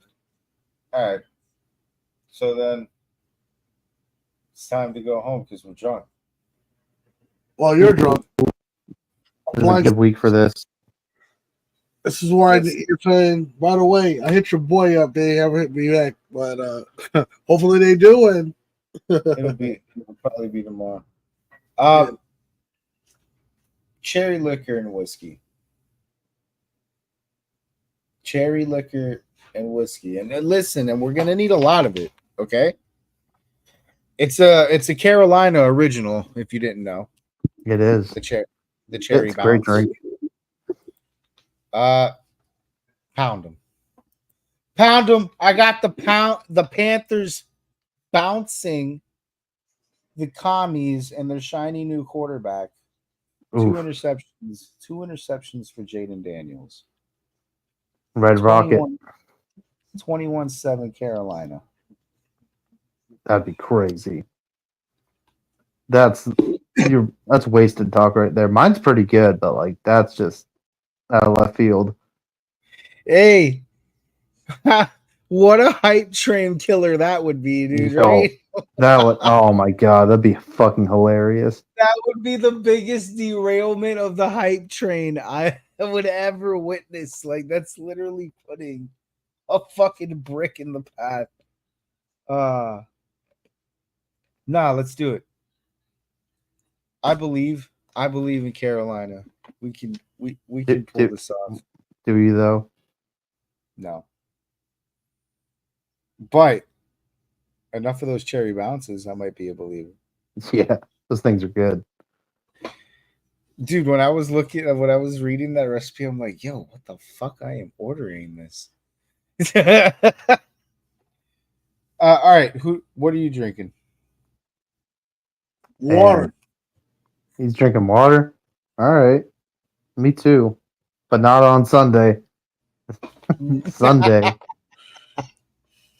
You know what they say, you wake up, you watch the London game and you watch the afternoon games, and you have yourself a little dinner, and then that song hits, that you've been waiting all day for a Sunday night.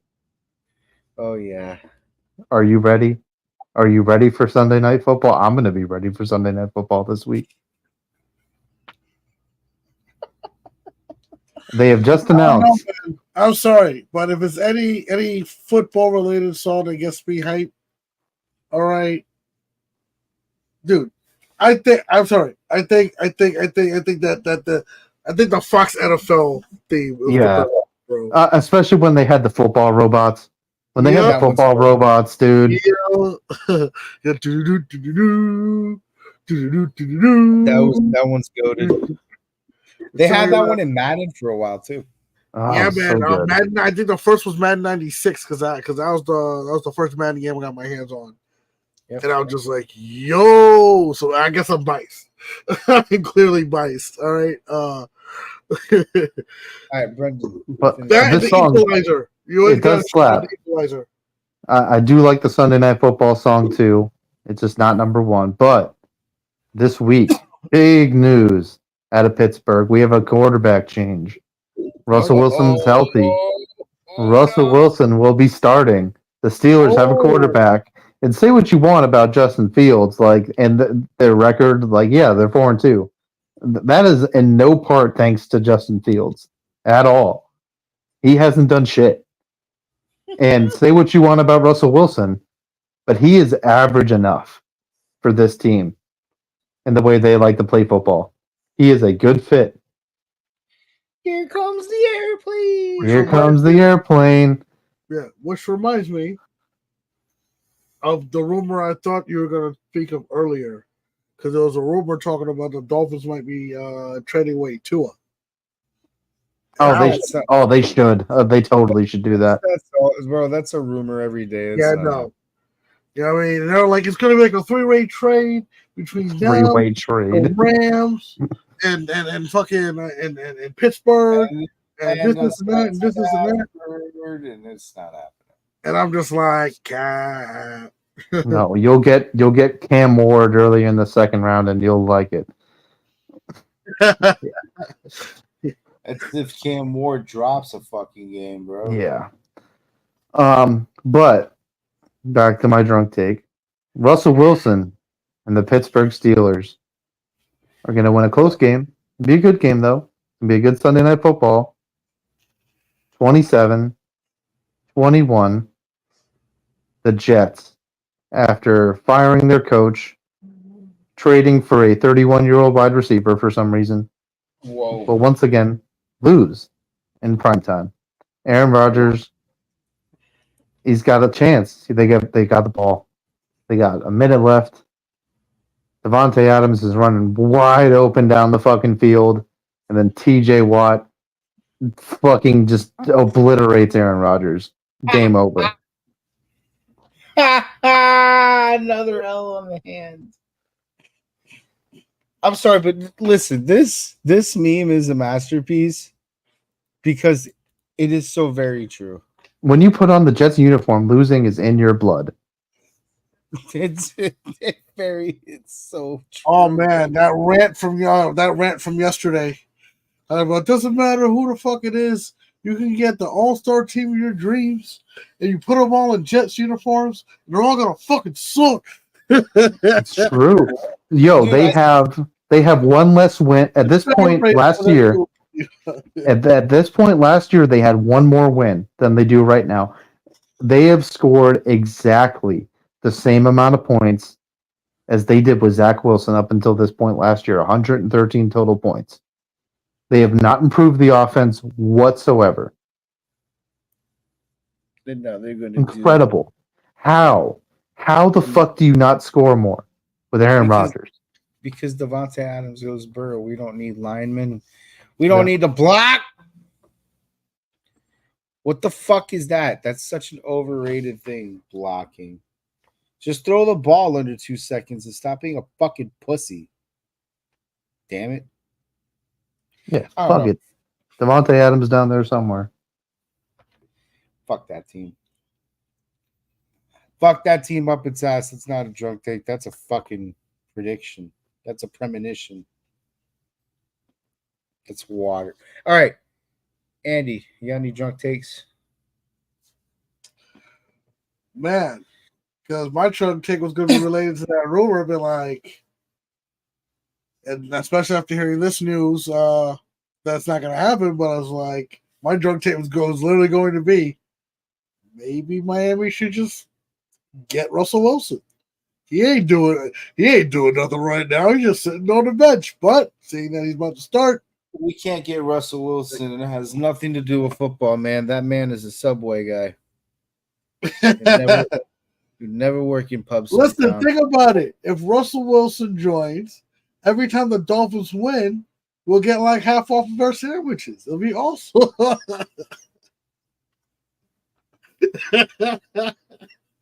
Let me get me some teriyaki. Let's go. That's awesome. So for the next 2 months, you'll get 2 discounted sandwiches. Yeah, exactly. Those will come in clutch, bro. You know what I mean? Jesus Christ. Fuck this team. Hey, you said you wanted a drunk take. That would have been my drunk take. I hate this team. Trade for Mac Jones. Why would I want to downgrade in the position? I'm sorry to inform you, but Mac Jones, in fact, is better than your options right now. I'll give him over Skyler, but you know what I'm saying? But he's getting up there. You know what I'm saying? He's starting to get comfortable in the position. I kind of want to see where this goes. You know what? Mind you, we're the same franchise that brought Jay Cutler out of retirement. We can't. Yeah, and did what with that? Worse than that? And did what with that? Exactly. Didn't we can't do worse. Rottweiler fucking like play for Yeah. us too, like 2 Yep. months.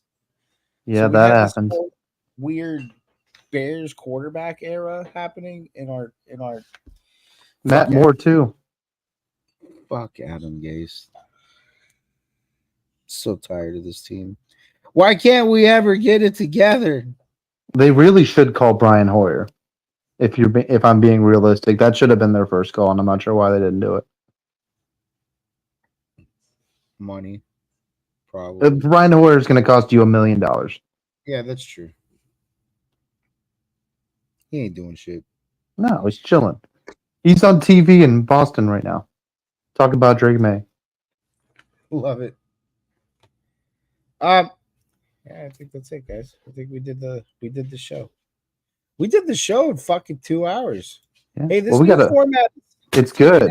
I like it. I told you, man. Us talking about these bullshit games that we don't care about for 45 minutes was killing us. It was killing me on the inside. I couldn't do it anymore. I don't know how I would have been able to talk about that Cincinnati game. That game was so bad. Oh Like my god! How? the Bengals went from competing in Super Bowls to this, and didn't lose any key players. Giants. Yeah, why did we keep the team? Oh, I hope we keep this team together. For White, he ain't coming back here.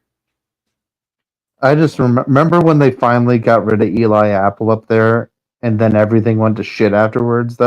That blows my like. Was Eli Apple low key the thing keeping the Bengals secondary together?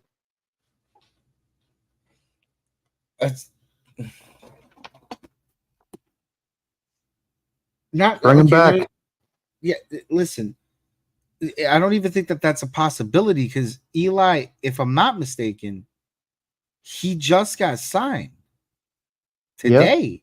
Yep. Isn't he a Charger? Something like that. Somewhere random. He can't. Yeah. So I don't even think that they can't even do that. They should have. Hold on. Let's see something. Fucking Eli Apple. Yeah. There's a lot of things they could have done, man. Fucking Jalen Mills was a free agent up until week 3. They could have brought in Jalen Mills. Jalen Mills is a good safety. I can't speak for Eli Apple. Dude. Eli Apple sucked. I hated him. He's burnt toast apple. Which how do you suck that bad that you already have like a fruit for you already have a food name, like you're Eli Apple. That was the name you were birthed with. You have Apple as your name. How did you get a completely different food item to be your nickname? Like Eli Apple's nickname is burnt toast, dude. How did that happen? Oh, well, never mind. Impressive. I know how that happened. But Jesus, good job. Yeah, man. This 2 hour format. This is it. This is where we got to go. I like it. Oh, we got to do picks, right? Isn't that our last deal here? Oh shit, that is true. Let's do the pick'ems. Sorry, picks is quick. Picky pick'ems. I think this is kind of an easier week.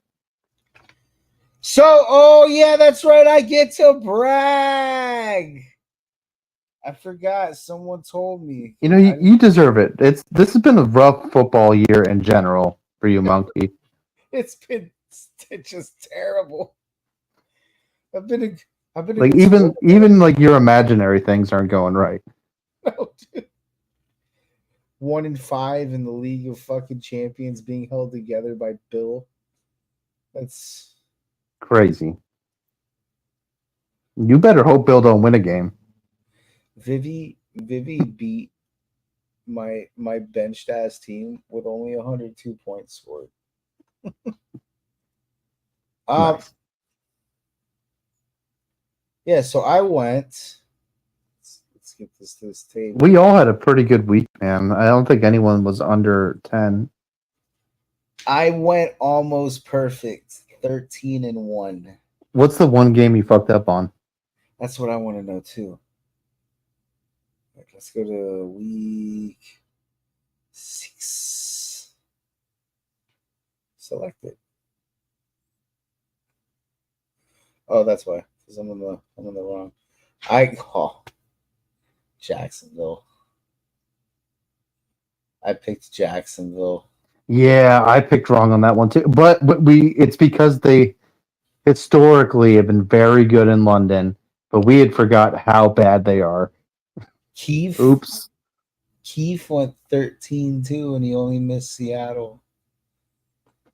Keith, that's by on the him. way. How you pick Seattle beating the 49ers? That's crazy. Keith, by the way, made $120 on a $1 bet. What? Yeah. And he didn't share the fucking bet slip before he put it in. What a fucking asshole! Hold on. Let me see what it was. 'Cause he showed me that, and I was Like I "You did bitch." a 4-leg parlay for Monday Night Football, bro. Got 3 out of 4. I was mad as fuck, bro. Okay, You this should have was tailed my bet. We won $1. good. This was a 14-leg parlay he hit for $1. 14 legs. And they're all money lines. He just did a fucking money line on the week. And he hit them all. Niners, Bears, Colts, like he hit it. These are all money line bets. He just put them all on one ticket, put $1 on it. This son of a bitch. Man hit the football lottery, dog. Like Jesus Christ.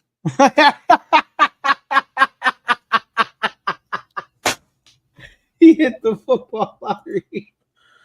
Like Jesus Christ. Like that's basically what it is. Imagine he hit 14. So he hit 14, right? Steve hit 14 picks to get that. But somehow on the pick'ems, he has 13. So he didn't trust his gut in Seattle.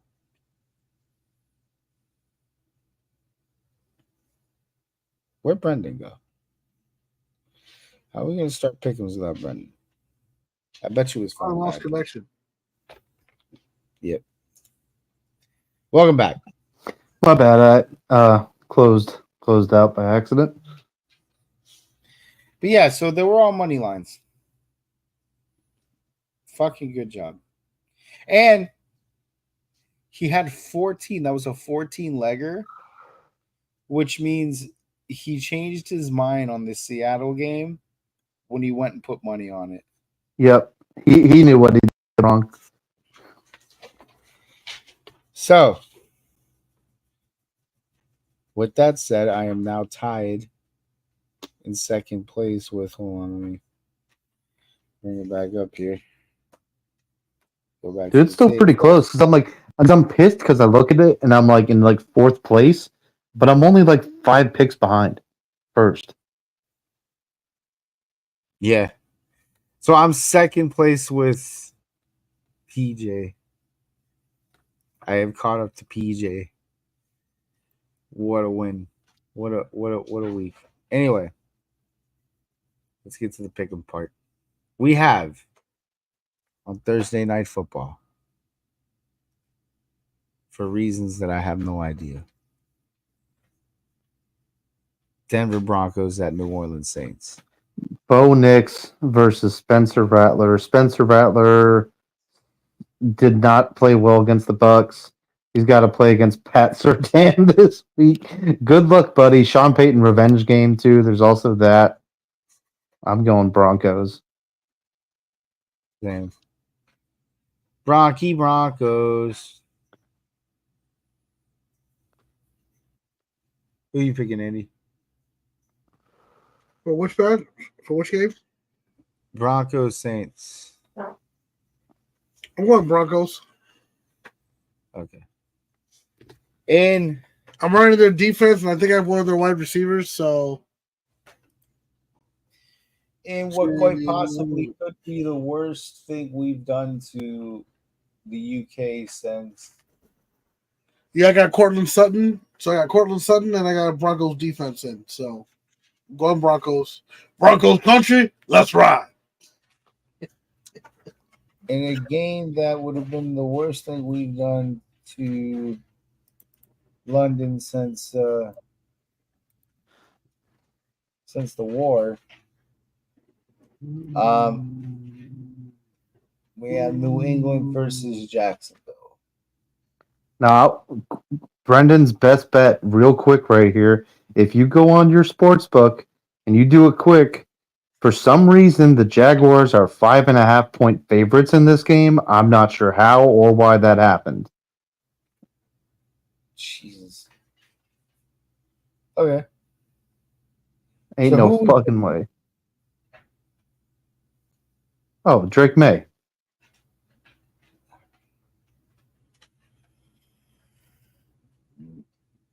This game's for the fucking birds. Seattle at Atlanta. That's going to be a good game. I'm still riding with Kirk till proven otherwise. That's a good decision. All right, Andy, who you picking? Yeah, man. Gotta go with Kirko, bro. Okay. All right. God, I should probably just mark that because I already know that's going to be it. And I'll mark that because I already know it's so. Oh, gosh.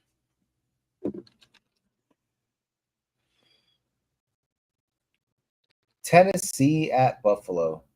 Next. Cincinnati at Cleveland. The Battle of Ohio. Oh, God. That'll Tank I'll yeah. Tank Tank Bowl. But, I mean, since I think Cincinnati will get right here. They'll score a bunch of points. Yeah, man. Deshaun Watson's trash, bro. Cincinnati all day. So a lot of almost or like precursors tonight. Houston at Green Bay. This is probably gonna be the best game of the week. This is probably game of the week, barring something crazy happening. But I'm gonna take Green Bay at home. I think outside of the New England game, the Texans have gotten pretty lucky with some sloppy football. I think Green Bay is getting hot. Jordan Love's back to being Jordan Love. Green Bay's a tough place to play. True. All right. So I want to say Green Bay is so fucking bad because of that the Lambeau and especially it's getting close to that windy part of the time of year. So Lambeau's it's a tough place to play for if you're a quarterback with an air raid offense. But that defense, though, that defense for the Texans, probably one of the best they've had. So I'm gonna oh God, I want to pick Green Bay so bad, but just got this feeling CJ Stroud's gonna be up for the challenge. All right. Dolphins, Colts.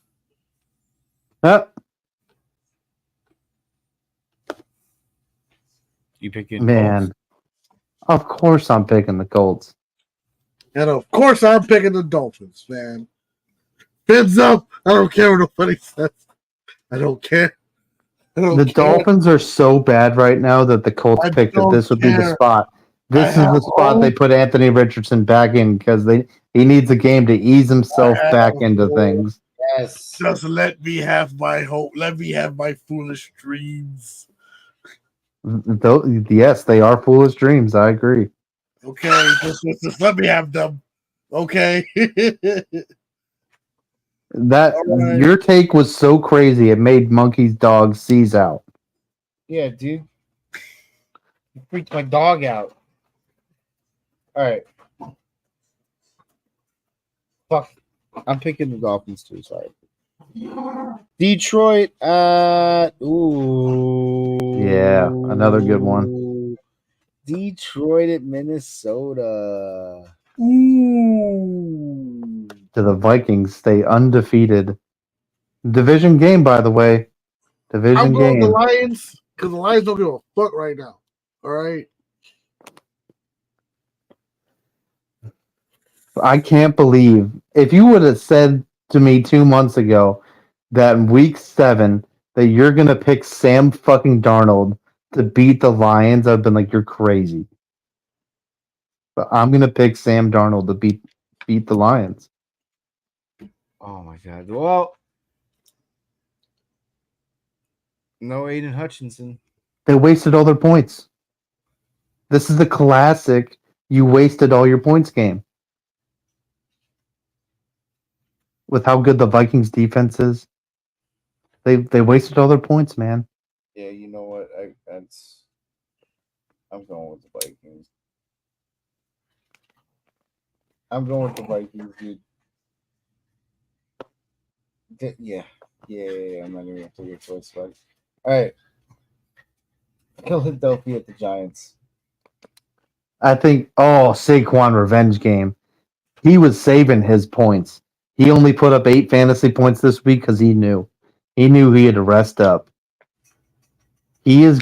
Oh my god! I can't wait. Saquon Barkley going back to New York. Yes. That's gonna be electric for all the wrong reasons. Oh my god, it's gonna be incredible. Daniel Jones is gonna throw like 10 picks. Yeah, Phillies. Is it in New York too? Yes. Oh my god, yes.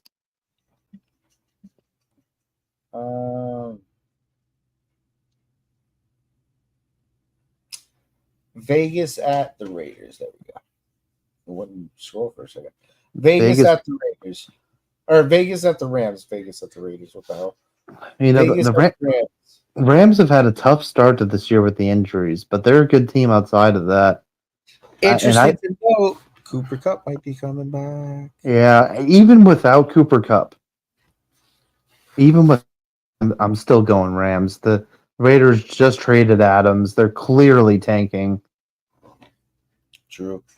No Christian Wilkins to help with the line. Yeah, it's just it won't be pretty, but I think the Rams win. Speaking of things that don't be pretty, Panthers at Commanders. As much as your drunk take would be funny, I can't stake my record on that. I can't stake it either. But it would be nice though. I'll gladly be wrong on that. KC at San Francisco. What a game. Why isn't this the Sunday night game? Like what the fuck are we doing? Man, this is tough. I don't know, because Kansas City's offense has been not good. And it feels like San Francisco's like starting to get right, you know? Say again? It feels like San Francisco's like starting to figure it out. A little bit. I mean,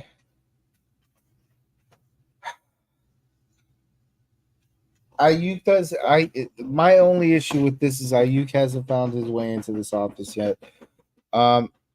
A lot of the receivers aren't as consistent. Well, he had a good game last week, didn't he? Didn't he have like 18 fantasy points last week? I'm talking about like just on the consistency level, because dude, yeah, that's true. But I feel like this is one of those games where like I think I'm going to pick San Francisco. It'll be one of those like it's Super Bowl revenge game, and then Niners fans will be like, "Oh, well, we beat you," blah blah, and Chiefs fans will be like, "Yeah, hang the banner." You know, this is one of those games. Definitely a hang the banner game. Chiefs are fine. I think they catch a loss here. Aren't they coming off a bye week? Yeah, they are. Chiefs. Fuck. They're usually really good after the bye. Mm-hmm. But their offense, man, they got nothing outside of Mahomes. I feel like that's all they need. Yeah, in most games that is true, but I just got a feeling, man. I'm rolling with San Francisco.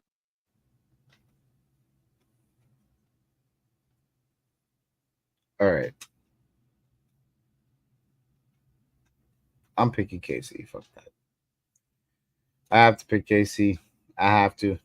Until I see them lose, it's really hard for me not to pick them. With Patrick Mahomes, dude, anything's possible, and that's the problem there.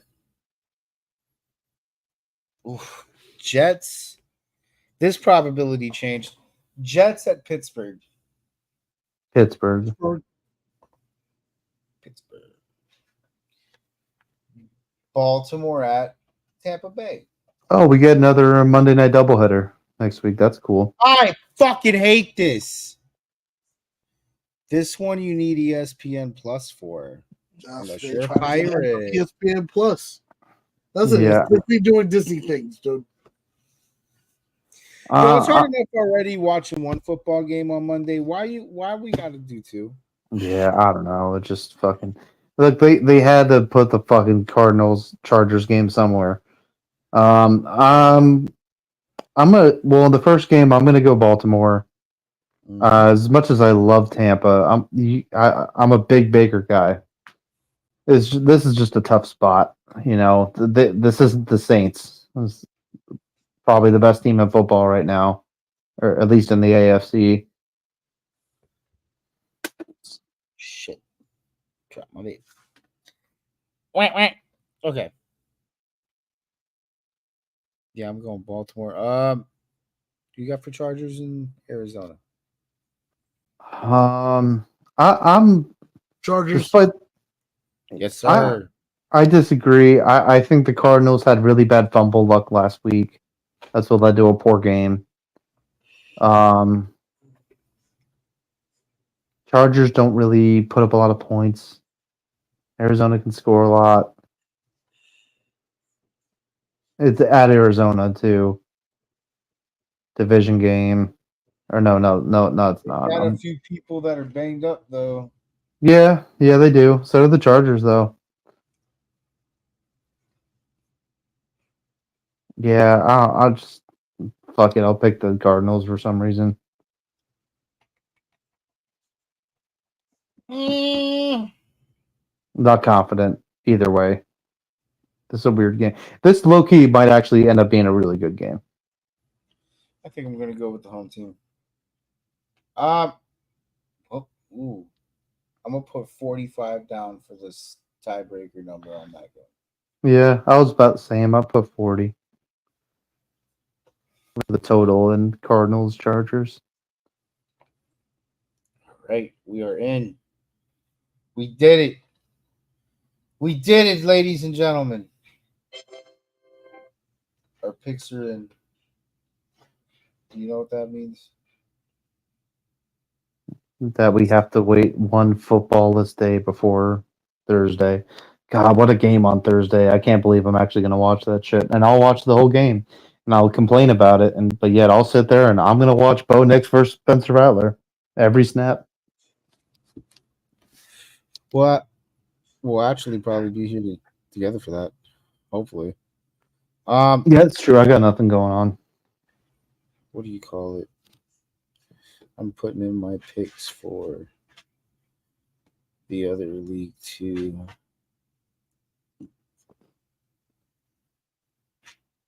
Hold on, Giants, Philly, Rams. All right, fellas. Well, all right, guys. Yeah. So it's been fun.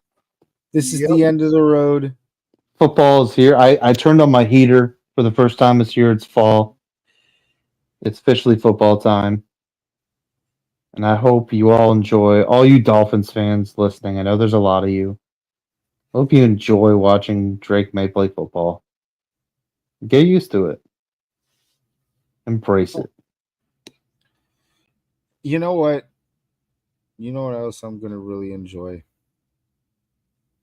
The meltdown that the New York Jets fan base are going to go to when they figure out that Devontae Adams is going to mean fuck off. Oh, and when they realize 2 weeks from now that they have the third best quarterback in their own division. Oh, yes. Yes. Possibly fourth, dude. Yeah. If one of these backups can get it together. All right, y'all. This is good. So, you ready to sign out? Do all that? Yep. So, welcome to the end of the show, folks. Be sure to like, comment, and subscribe whether you're watching us live or you're kicking out a VOD later on in the future. You go ahead and find us on the UFA Pod, on Twitter and Rumble and Kick and Facebook and all that shit. All right. You can check my shit out right here. You know what I'm saying? If you look, you know what I'm saying? There's an AFZ 6767 right here on the screen here. You know what I'm saying? I'm on Twitch and YouTube right now doing my Resident Evil shit, playing OG Resident Evil and stuff. So if you like that kind of stuff and watching, grown ass men act a fool playing a 20-year-old video, 20 plus, almost 30-year-old video game, be sure to tune in, amongst other things. So thanks a lot. And we out like fat kids in dodgeball. Wow. Goodbye, everybody. Look at us. What a professional ending. We've never done that we've done this show for 3 years. And we've never done that. We don't have a professional. There we go. Well, I'm glad I can be of service to the team. The free agent is working. Yes. All right. Usually I just scream obscenities and randomly sign off. Well, I mean, like that old Eddie Murphy joke. Okay, fuck you, suck my dick, good night. Pretty much. Hey, that's natural going. All right. Fuck you. Suck my dick, good night. Peace.